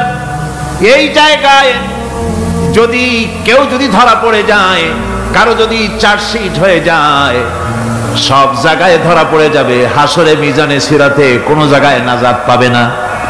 আর এই কবরটা যদি কেউ মুক্তি পেয়ে যায়, মিজান সিরাত হাসর সব জায়গা থেকে আল্লাহ তারে ভালোভাবে পার করে দিবেন। এটা হলো আসল জায়গা, মারাত্মক জায়গা, খুব মারাত্মক জায়গা। আমি এটাকে ইমিগ্রেশন কাউন্টার বলেছি আমার ভাষায়। ইমিগ্রেশন কাউন্টার যারা বিদেশ ভ্রমণ করেছেন তারা জানেন। লন্ডন যাবেন, আমেরিকা যাবেন, সৌদি আরব যাবেন, যে কোনো বিদেশে যাবেন, গেলেই পাসপোর্ট তারা দেখবে। পাসপোর্টে আপনার ন্যাশনালিটি কোনটা সেটাই তারা জানতে চাইবে। আপনি কোন দল করেন এটা তারা জানতে চাইবে না, আপনার আইডেন্টিটি কি তারা জানতে চাইবে। তারপরে যদি স্যাটিসফ্যাক্টরি হয় আপনাকে ভিসা দিয়ে ভেতরে ঢুকবার ব্যবস্থা করে দেবে। আর যদি তারা স্যাটিসফাইড না হয় তাহলে আপনাকে মেহমানখানায় ঢুকানো হবে গ্রেফতার করে। কবর হচ্ছে এ ধরনের একটি ইমিগ্রেশন কাউন্টার। কবরের ভিতরে মানুষ যখনই রাখা হবে সঙ্গে সঙ্গে দুজন ফেরেশতা আসবে। কবরের কাছে যারা এসেছিল দাফন হয়ে যাওয়ার পর এই লোকগুলি 40 কদম যেতে যতক্ষণ লাগে এর মধ্যেই দুজন ফেরেশতা এসে যাবে, এসে জিজ্ঞেস করবে, মান রব্বুকা, তুমি কোন দল করতে? ওটা তাদের জানার দরকার নাই। ব্যবসা করতেন না চাকরি করতেন প্রয়োজন নাই।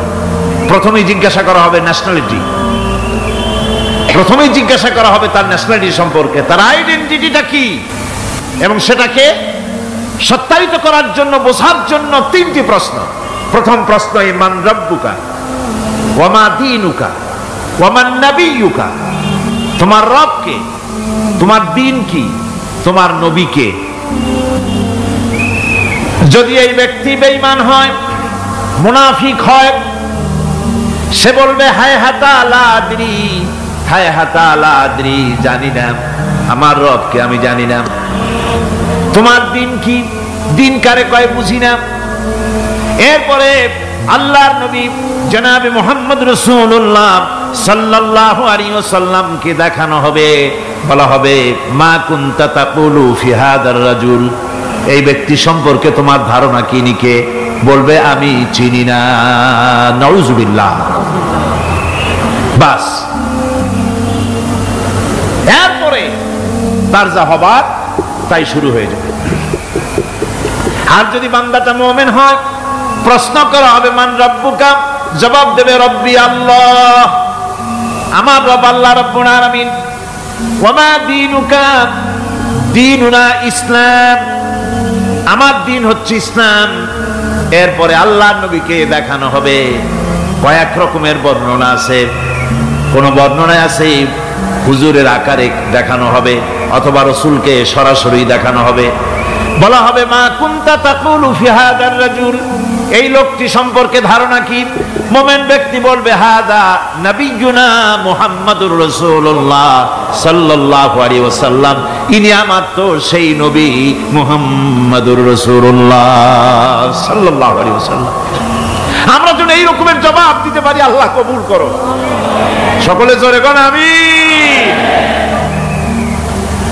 জবাব হয়ে যাওয়ার পর গায়ব থেকে আওয়াজ আসবে, ফাফরিশু বিল জান্নাতি ওয়ালবিসু বিল জান্নাহ, ও আমার ফেরেশতারা আমার এই বান্দাকে জান্নাতের পোশাক পরায়া দাও আর কবরটাকে জান্নাতের বিছানা বিছায়া দাও।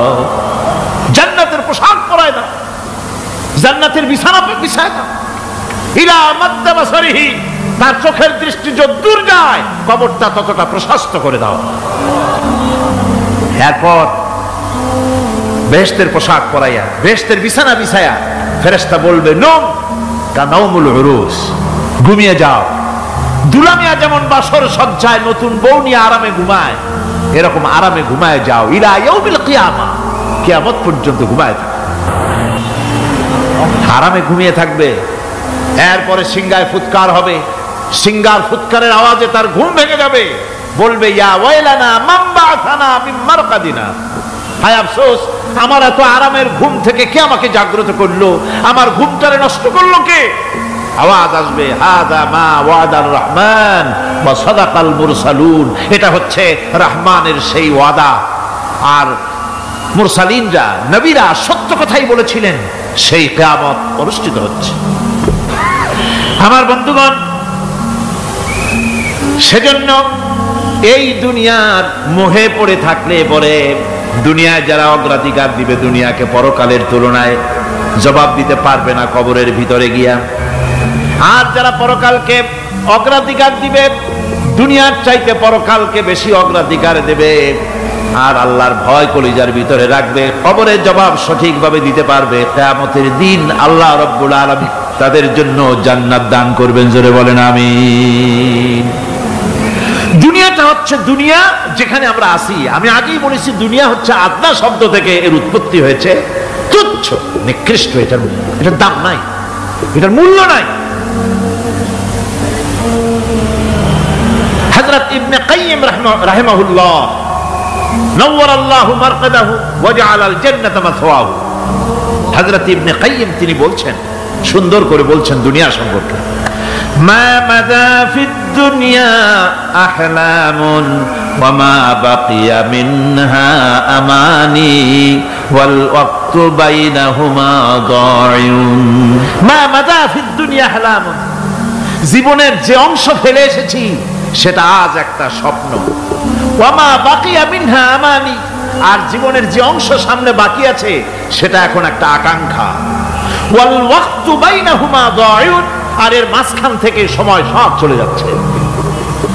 কত বড় কথা চিন্তা করেছেন? জীবনের যে অংশ ফেলে এসেছি তা আজকে স্বপ্ন, তা আজ কি বলেন? স্বপ্ন। আর সামনে যা আছে সেটা আকাঙ্ক্ষা, আর মাঝখান থেকে সময় সব চলে যাচ্ছে। এরপরে তিনি বলছেন, ওয়ামাইয়া সাহাবিদ দুনিয়া ইয়াকুন মিসলা কাবিদিন আলাল মাই খানাতুহু ফুরুজুল আসাবিঈ। দুনিয়াদারের অবস্থা হচ্ছে এই, কেউ যদি দুই হাতে পানি খামসায় ধরে, দুই হাতে কি ধরছে বলে? দুই হাতে পানি খামসায় ধরেছে, খুব মজবুত করে ধরেছে, 2 মুঠ পানি, বলেন থাকবে কতটুকু? কতটুকু থাকবে? 1 ফোঁটাও থাকবে না, কারণ তার আঙ্গুলের ফাঁক তার সাথে খেয়ানত করবে, আঙ্গুলের ফাঁক দিয়া পানিগুলি সব বেরিয়ে চলে যাবে। সুতরাং দুনিয়া যারা চায় তারা ঠিক পানি খামসায় ধরলে পানি যেমন হাতের ভেতর থেকে খেয়ানত করে চলে যায়, যারা দুনিয়া চায় দুনিয়াও তাদেরকে এভাবে ফাঁকি দিয়ে চলে যায়। তবুও দুনিয়ার মায়া মানুষের এত বেশি।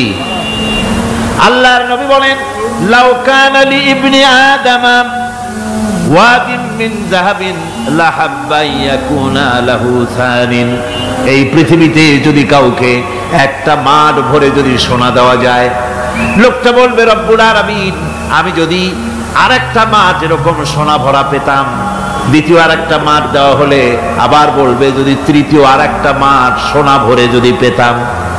নবীজি বলেন, ওয়ালা ইয়ামলাউ জাওফু ইবনু আদামা ইল্লা তুরাব, মানুষের পেট 3.5 হাত মাটি ছাড়া, কবরের মাটি ছাড়া মানুষের পেট ভরবে না। আরো চাই, আরো চাই, চাওয়ার কোনো শেষ নাই। মানুষ এভাবে করে দুনিয়ার মহব্বতে এমনি পাগল হয়ে যায়, শুধু দুনিয়ার মহব্বত, পরকালকে বেমালুম ভুলে যায়। আল্লাহ রাব্বুল আলামিন নবীজিকে ডেকে বলেছেন, নবী আপনি বলেন, কুল মা কুনতু বিদআম মিনার রাসূল, আপনি বলুন আমি কোন নতুন রাসূল নই, আমার আগে অনেক নবী রাসূল পৃথিবীতে এসেছেন, তারা বিদায় হয়ে গেছেন। আমি জানি না কিয়ামতের দিন আল্লাহ রাব্বুল আলামিন আমার সাথে কি ব্যবহার করবেন, আর আমি এও জানি না যে কিয়ামতের দিন আল্লাহ পাক তোমাদের সাথে কি ব্যবহার করবেন।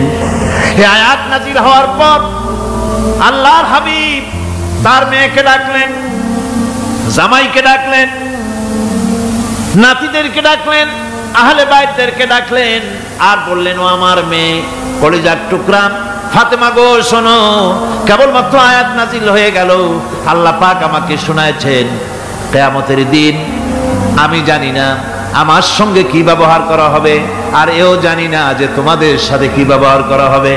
ও আমার কলিজার টুকরা মেয়ে ফাতেমা, কিয়ামতের দিন মুহাম্মদ সাল্লাল্লাহু আলাইহি সাল্লামের মেয়ে এই হিসাবে তোমার নাজাতের ফয়সালা হবে না। ও আমার কলিজার টুকরা নাতি হাসান আর হোসেন, কিয়ামতের দিন মুহাম্মদ সাল্লাল্লাহু আলাইহি সাল্লামের নাতি হিসাবে ফয়সালা হবে না। ও আমার জামাই হযরতে আলী, কিয়ামতের দিন আমার জামাই হিসাবে নাজাতের ফয়সালা হবে না। আমল যদি ভালো হয় ফয়সালা ভালো হবে, জান্নাতে চলে যাবে। আমল যদি খারাপ হয় কার নাতি কার জামাই দেখা হবে না। সুবহানাল্লাহ। কঠিন কিয়ামতের মাঠ। এই পরকালের বিশ্বাস যদি কলজার মধ্যে ঢোকে মানুষ ভালো হয়ে যাবে। কোন সুবহানাল্লাহ। ওই যে মক্কার জীবনে ওই সমস্ত মানুষগুলি যারা চুরি করত, ডাকাতি করত, জিনা করত, বদমাশি করত, যারা শয়তানি করত, যারা মানুষকে খুন করত, এই মানুষগুলি এত ভালো হয়ে গেল, যারা চুরি ছেড়ে দিল, ডাকাতি ছেড়ে দিল, জিনা ব্যভিচার ছেড়ে দিল, এত ভালো হয়ে গেল, পৃথিবীর মধ্যে সেরা মানুষ তারা হয়ে গেলেন। জোরে বলেন সুবহানাল্লাহ। নবীর সাহাবীরা পৃথিবীর শ্রেষ্ঠ সন্তান, নবীর সাহাবীরা পৃথিবীর সেরা মানুষ, তাদের চাইতে সেরা মানুষ নবীদের পরে আর কেউ হতে পারে না। জোরে কোন সুবহানাল্লাহ। নবীর পরে পৃথিবীতে শ্রেষ্ঠ মানুষ কারা? সাহাবায়ে কেরাম রিদওয়ানুল্লাহি তাআলা আলাইহিম আজমাইন। ওনারা তো কুফরের মধ্যে ছিলেন, শিরকের মধ্যে ছিলেন, চুরি ডাকাতি জিনা ব্যভিচার এমন কোন পাপ নাই যা করা হয়নি। তারপরে যখন আল্লাহর নবীর কাছ থেকে তাওহীদ, রিসালাত ও আখিরাতের দাওয়াত পেলেন, কি সোনার মানুষ এক একজন হয়ে গেলেন। সুবহানাল্লাহ। যারা ছিলেন নারীর সতীত্বের জম, তারা হয়ে গেলেন নারীর সতীত্বের পাহারাদার। যারা মানুষের মাল চুরি করত, ডাকাতি করত, তারা রাতভর মানুষের মালের পাহারা দিল, মানুষের রক্তের পাহারা দিল। সুবহানাল্লাহ বিহামদি। রক্ত সম্পদের পাহারা দিল। রাসূল বললেন, খায়রুল কুরুনে কারনি, সর্বশ্রেষ্ঠ যুগ তো আমার যুগ। বন্ধুগণ, এরপরে একটা জীবন আসবে ওই কিয়ামতের ময়দানে। এই পরকালের বিশ্বাসটা গুরুত্বপূর্ণ ব্যাপার। আমাদের সব কিছুর হিসাব দেওয়া লাগবে। আল্লাহ পাক বলেন, ইন্নাস সামআ ওয়াল বাসারা ওয়াল ফুআদা কুল্লু উলাইকা আনহু মাসউলা। নিঃসন্দেহে মানুষের শ্রবণ শক্তি, দর্শন শক্তি এবং তার অন্তঃকরণের কল্পনা সম্পর্কে আল্লাহ রাব্বুল আলামিনের কাছে জিজ্ঞাসিত হতে হবে। কান দিয়া কি করেছিলা, চোখ দিয়া কি করেছিলা, মুখ দিয়া কি করেছিলে, হাত দিয়ে কি করেছিলে, সবকিছুর জবাব আল্লাহ রাব্বুল আলামিনের কাছে দিতে হবে। সবটার জবাব দিতে হবে, কোনো কিছু বাদ যাবে না। এমনকি মনের ভিতরে যে কল্পনা আমরা করি, এই কল্পনার হিসাবও আল্লাহর দরবারে দিতে হবে।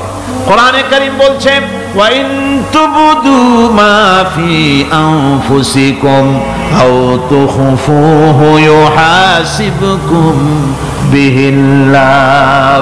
মনের ভিতরে তুমি যেটা কল্পনা করো সেটা প্রকাশ করো, অথবা তুমি গোপন রাখো, যাই তুমি করো না কেন, আল্লাহ রাব্বুল আলামিন এর হিসাবও তোমার কাছে নেবেন। ফায়াগফিরু লিমান ইয়াশা ওয়া ইউআযযিবু মান ইয়াশা ওয়াল্লাহু আলা কুল্লি শাইইন কাদির। মহান আল্লাহ পাক বলেন, করার পর তোমার মনের ভিতরে কি কল্পনা করেছিলে ওইটার হিসাব আমি নেব। হিসাব নেওয়ার পর যারে খুশি ক্ষমা করে দেব, যাকে খুশি শাস্তি প্রদান করব। সবকিছুর উপরে আল্লাহ রাব্বুল আলামিন শক্তিমান, সব তিনি করতে পারেন, সমস্ত কুদরত রয়েছে তার। সুতরাং মানুষদেরকে, আল্লাহর বান্দাদেরকে বিশ্বাস করতে হবে যে আমার কোনো কথা বাদ যাবে না, কথাগুলি রেকর্ড হচ্ছে, কথা রেকর্ড হচ্ছে। এই পৃথিবীতে আসার পর আমাদের হায়াত তো বাড়ছে না, বরং হায়াত প্রতি মুহূর্তে কি হচ্ছে? লোকেরা বলে হায়াত বাড়ে, হায়াত তো বাড়ে না। হায়াত কি হয়? জন্মের পরের থেকে আমার জন্য রিজার্ভ আছে যতটুকু, 50 বছর বাঁচবো, 60 বছর বাঁচবো, যতটুকু হায়াত আমার জন্য নির্ধারিত করা আছে, নির্ধারণ করা আছে, প্রতিদিন একদিন করে কমে যেতেছে। এজন্য আমি বলি, আমার বাড়িতে যে ঘড়িটা আছে, এই ঘড়িটা বেলা 1টার সময় ঢং করে একটা আওয়াজ দেয়, শ্রোতাকে শুনিয়ে দেয়, বাড়িওয়ালা তোমার জীবনের মূল্যবান হায়াত থেকে 1 ঘন্টা কমায়া দিলাম। 2টার সময় 2টা ঘন্টা লাগায় শোনায় দিল, বান্দারে তোমার জীবনের মূল্যবান সময় থেকে 2টি ঘন্টা কমে গেল। এমনি করে দিন গেল, মাস গেল, বছর গেল, আমাদের হুঁশ হলো না।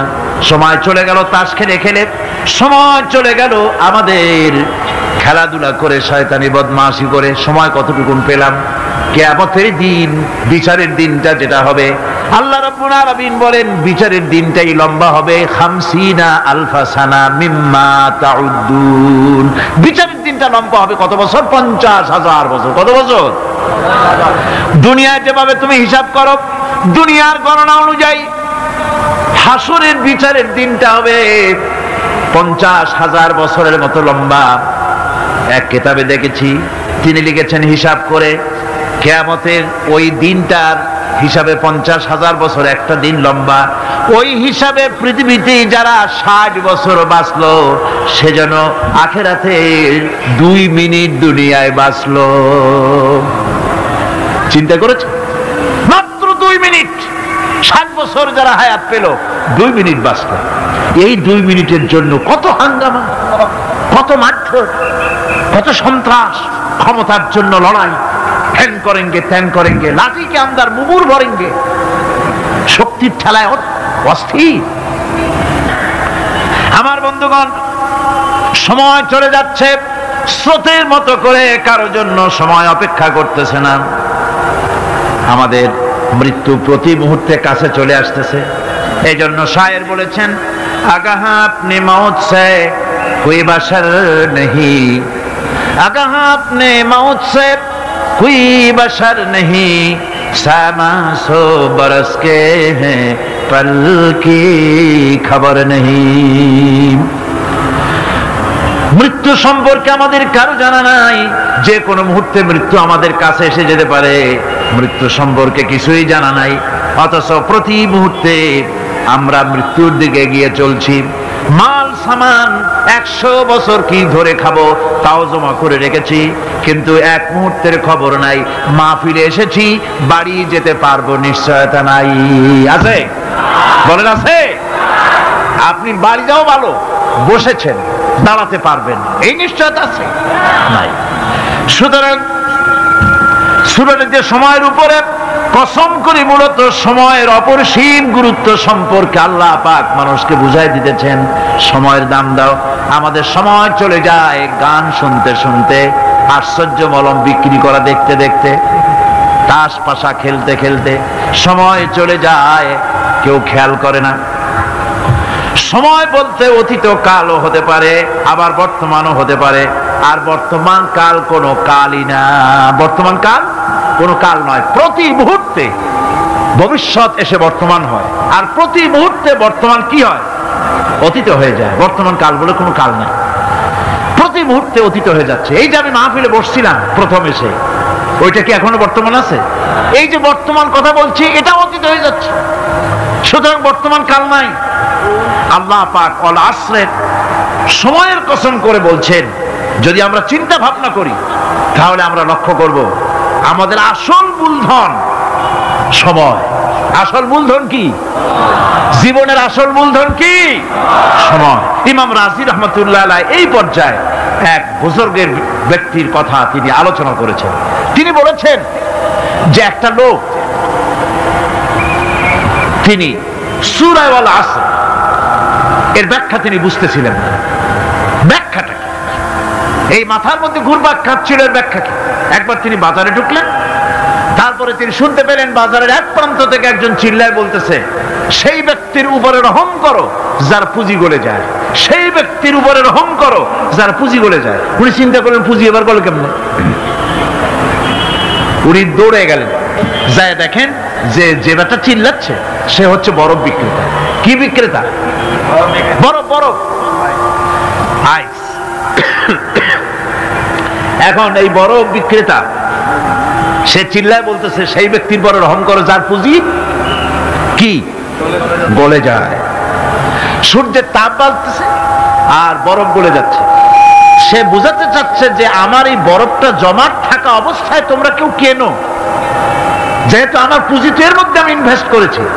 এটা যদি পানি হয়ে যায় তো পানি তো কেউ কিনবে না, এটা তো যেখানে সেখানে পাওয়া যায়। বরফ পাওয়া যায় না বলেই তো আমি বরফ কিনে আনছি। তোমরা আমার প্রতি দয়া করো, তাড়াতাড়ি করে বরফটা কিনে নিয়ে যাও। ইমাম রাজি রহমাতুল্লাহ আলাইহি বলেন, বুজুর্গ ব্যক্তি চিৎকার মেরে বললেন, আল্লাহু আকবার, আমি কিন্তু এই বরফ বিক্রেতার ঘোষণার মধ্য দিয়ে সূরা ওয়াল আসরের তাফসীর আমি বুঝে ফেলেছি। তার মানে হলো বরফ বিক্রেতা যেভাবে বলতেছে, সেই ব্যক্তির উপরে রহম করো যার পুঁজি গলে যায়। আমারও তো একটা পুঁজি আছে, ওই পুঁজির নাম হায়াত। প্রতি মুহূর্তে আমার পুঁজি তো গলে যেতেছে, আমার পুঁজি তো গলে যায়, প্রতি মুহূর্তে কমে যেতেছে। আহারে, এই পুঁজি যে গলে গেল ধরে রাখতে পারলাম না, এই জন্য কিছুই তো করতে পারি নাই। সূরা ওয়াল আসরের ভিতরে মানুষের আয়ুষ্কাল দেওয়া হয়েছে বরফ গলে যাওয়ার মতো দ্রুত, সে আয়ু কমে যাচ্ছে। একে যদি নষ্ট করে ফেলা হয়, ভুল কাজে ব্যয় করা হয়, সেটাই হচ্ছে মানুষের মূল ক্ষতি। মানুষের মূল ক্ষতি। ব্যবসায় ক্ষতিগ্রস্ত হয়েছে, এটা মূল ক্ষতি নয়। স্বাস্থ্য হারাইছে, মূল ক্ষতি নয়। রাজনীতিতে ব্যর্থ হয়েছে, মূল ক্ষতি নয়। জীবনে মন্ত্রিত্ব হারাইছে, মূল ক্ষতি নয়। মূল ক্ষতি প্রতি মুহূর্তে সময় নষ্ট হচ্ছে, এটাই মূল ক্ষতি। ভাইরা, কিয়ামতের দিন জান্নাতীদের কোনো দুঃখ থাকবে না, সকলের দুঃখ থাকবে। জান্নাতীদের কোনো দুঃখ থাকবে নাকি? থাকবে, থাকবে। জান্নাতীদের মনের মধ্যে একটা দুঃখই থাকবে। ভালো করে শুনুন, জান্নাতীদের মনের মধ্যে একটা দুঃখই হবে। তারা মনে মনে চিন্তা করবেন, আফসোস করবেন, আহারে যদি দুনিয়ায় বসে অমুক সময় বাসে বসেছিলাম, আজে বাজে চিন্তা করেছি, বাড়ির ড্রয়িং রুমে একা একা বসে বসে আজে বাজে চিন্তা করেছি, অমুক অমুক সময় খেলাধুলায় কাটাইছি। এই সময়গুলিতে যদি সুবহানাল্লাহ, আলহামদুলিল্লাহ, লা ইলাহা ইল্লাল্লাহ, আল্লাহু আকবার, এই তাসবিহ যদি পড়তাম, জিকির আজগার করতাম, জান্নাতের ভিতরে আরো নিয়ামত লাভ করতে পারতাম। সময়টা তো কাজে লাগাইলাম না। মানুষের সবটা, মুমিনের সব কাজে সব। ওয়াকুলু লিন্নাসি হুসনা, মানুষের সঙ্গে ভালো ভালো কথা কও, মানুষের সঙ্গে হাসি মুখে কথা কও। একজনের সাথে হাসি মুখে কথা বললেন, আপনার একটা সদকা দেওয়ার মতো সমান সব আমলনামায় লেখা হয়ে গেল। ভালো ভালো কাম করো। বন্ধুগণ, সময় দ্রুত গতিতে চলে যাচ্ছে, মানুষের জীবন ক্ষতিগ্রস্ত হচ্ছে। ক্ষতি থেকে বাঁচতে পারবে চারটা গুণ যার মধ্যে আছে, বাকি সব ক্ষতিগ্রস্ত হয়ে যাবে। আমার ভাইয়েরা, এই কথাগুলি বলে আল্লাহ পাক যেন এরকম একটা দৃষ্টান্ত দিলেন। আপনি যদি পরীক্ষার হলে গিয়া দেখেন, ছাত্ররা পরীক্ষা দিতেছে, পরীক্ষার জন্য নির্ধারিত সময় কতটুকুন? 3 ঘন্টা। 3 ঘন্টা, 3 ঘন্টা। আপনি গিয়ে দেখলেন কোন একজন পরীক্ষার্থী পরীক্ষা দিতে গিয়ে আর একদিকে তাকায় আছে, আকাশের তারা গুনতেছে, অথবা সে গল্প করতেছে, অথবা পরীক্ষা বাদ দিয়ে আজে বাজে কিছু লিখতেছে। আপনি যেমন তাকে, ওই ছেলেটাকে আনবো না, গাফেল ছেলেটাকে ঘড়ির দিকে তাকায় বলেন, এই ছেলে ওই ঘড়ির দিকে তাকাও, দেখো তোমার সময় কিন্তু চলে যেতেছে মাত্র 1 ঘন্টা, আর তুমি সময় নষ্ট করতেছো। আল্লাহ যেন স্নেহ পরবশে তামাম পৃথিবীর গোলামদেরকে, বান্দাদেরকে আঙ্গুল নির্দেশনা দিয়ে বলছেন, বান্দারা প্রতি মুহূর্তে তোর জীবনের মূল্যবান সময় চলে যেতেছে, প্রতি মুহূর্তে সময় যাচ্ছে। আল ইনসান, ইনসান বলতে শুধু মুসলমান না, ইনসান বলতে কি মুসলমান শুধু না, আল ইনসান মানব মণ্ডলী, বিশ্বের সমস্ত মানুষকে আল্লাহ বলছেন, হিন্দু, খ্রিস্টান, বৌদ্ধ, নাসারা, ইহুদি, মজুসি, মুসলমান, বিশ্বের সব মানুষকে আল্লাহ বলছেন। যেহেতু আল্লাহ স্রষ্টা, মানুষের ব্যাপারে সার্বিক কল্যাণময় কথা কে বলতে পারেন? কে বলতে পারেন? সে আল্লাহ রাব্বুল আলামিন বলছেন,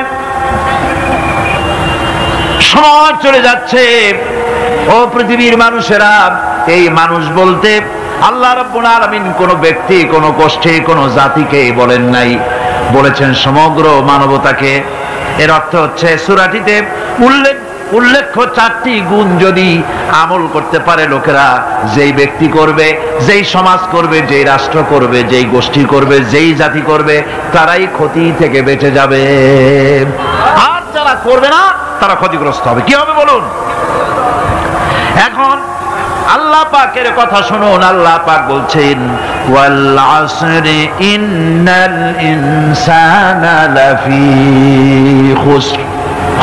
খুসরিন, এই যে খুসর, খাসারা, এই শব্দটা হচ্ছে আবিধানিক অর্থে ক্ষতি হচ্ছে লাভের বিপরীত। লাভের বিপরীত কি? ক্ষতি। নাফা, এই নাফার বিপরীত কি? নোকসান। খাসারাটা কি? নোকসান বলা হয় পুঁজি 50,000 খাটাইছিলাম, লাভ করতে পারি নাই, পুঁজি ঠিক আছে, এটাকে বলা হয় নোকসান। এটাকে কি বলা হয়? নোকসান। কিন্তু আমি পুঁজি খাটিয়েছিলাম 50,000 টাকা, লাভ তো হয়ই নাই, পুঁজিও চলে গেছে, আমও গেছে, সালাও গেছে, আমও নাই, সালাও নাই। এইটারে আরবিতে কি বলা হয়? খাসার। দেউলিয়া। দেউলিয়া হয়ে গেছে। দেউলিয়াটা বোঝেন ভালো আপনারা, দেউলিয়া হয়ে গেছে। কোরআন লাভ বা সাফল্যের ধারণা যেমন নিছক পার্থিব নয়, সমৃদ্ধির কথা শুধু পার্থিব নয়, জন্ম থেকে শুরু করে মৃত্যু পর্যন্ত কোরআনের লাভের কথা যখন বলা হয় তখন জন্ম থেকে মৃত্যু পর্যন্ত, আখিরাত পর্যন্ত, কিয়ামত পর্যন্ত। ক্ষতিটাও জন্ম থেকে শুরু করে মৃত্যু পর্যন্ত, কিয়ামত পর্যন্ত ক্ষতিটাও। এই ক্ষতি থেকে বাঁচবার জন্য কোরআনে কারিমে বিভিন্ন জায়গায় এই খাসারা শব্দ ব্যবহার করা হয়েছে। আল্লাহ রাব্বুল আলামিন বলছেন ওয়ামান খাফফাত মাওয়াজিনুহু ফাউলাইকাল্লাযীনা খাসিরু আনফুসাহুম বিমা কানু বিআয়াতিনা ইয়াযলিমুন। যাদের পাল্লা ভারী হবে কিয়ামতে তারাই হবে সফলকাম, আর যাদের পাল্লা হালকা হবে, নেকির পাল্লা যাদের হালকা হবে তারা হবে ক্ষতিগ্রস্ত। তারা নিজেদের ক্ষতি নিজেরাই ক্ষতি সাধনকারী হবে কিয়ামতের দিন। কাজে মানুষের জীবনের সমুদয় কার্যাবলীর ভালো অংশ যদি খারাপ অংশের উপরে বিজয়ী হয়, তারপরে খারাপ অংশ পাওনাদারদের দিয়ে টিয়া, এরপরে যদি নেকি কিছু বাকি থাকে, তাহলে বোঝা গেল লোকটা কিয়ামতে নাজাত পাবে। আর যদি ভালো কাজের উপরে খারাপ কাজ বিজয়ী হয়ে যায় আর সমস্ত পাওনাদারদেরকে পাওনা মিটাইয়া তারপরও পাপ বাকি থেকে যায়, এক চাইতে খাসারা পৃথিবীতে, আকাশে, জমিনে কিছুই আর হবে না। এর থেকে বাঁচার জন্য আল্লাহ পাক, এই খাসারা থেকে বাঁচার জন্যই মানুষকে এই কথা বলছেন। এই কথাটি কোরআনে কারিমের অন্য একটি আয়াতে আরো সুন্দর করে বলা হয়েছে। যারা নাকি এই দুনিয়ার বুকে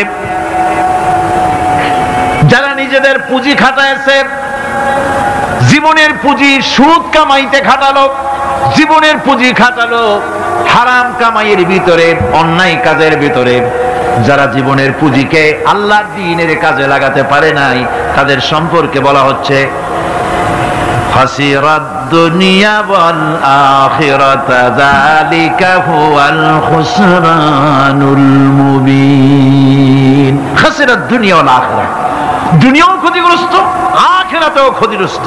এটা হচ্ছে তার জন্য সুস্পষ্ট ক্ষতি, এর থেকে বড় ক্ষতি আর কিছুই হতে পারে না।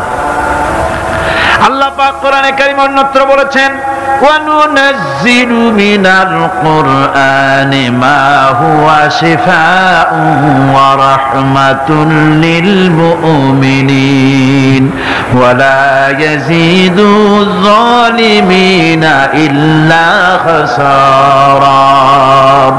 আমি এই কোরআন অবতরণের পরিক্রমায় এমন সব বিষয় অবতীর্ণ করেছি যা মুমিনদের জন্য নিরাময় এবং তাদের জন্য রহমত, আর জালিমদের জন্য ক্ষতি ছাড়া আর কিছুই বৃদ্ধি পায় না। জালিমদের জন্য ক্ষতি বৃদ্ধি পায়, আর যারা মুমিন তাদের জন্য এর মধ্যে নিরাময় আছে, এর মধ্যে রহমত আছে। অর্থাৎ যারা এই কোরআনকে যারা নিজেদের আইনের কিতাব হিসেবে গ্রহণ করেছে, কোরআনকে তাবিজের কিতাব হিসাবে নয়, ধর্মীয় কিতাব হিসাবে নয়, কোরআন সংবিধান। কোরআন কি? কোরআনকে যারা সংবিধান হিসাবে মেনে নিয়েছে, কোরআনকে যারা সংবিধান হিসাবে গ্রহণ করলো, ব্যক্তি, পরিবার, সমাজ, রাষ্ট্রে, তাদের যাবতীয় মানসিক, বুদ্ধিবৃত্তিক, নৈতিক, তামাদ্দুনিক রোগের নিরাময় হবে, এর দ্বারা শান্তি হবে। কিন্তু যেসব জালিম এই কোরআনকে প্রত্যাখ্যান করেছি, কোরআনকে যারা মৌলবাদীদের কিতাব বলে, কোরআনের কথা বললে মৌলবাদ বলে গাল দেয়, তারা তাদের কপালকে পোড়াইয়া ছাই বানাইয়া দিছে, তাদের কপাল ভস্মীভূত করে দিয়েছে।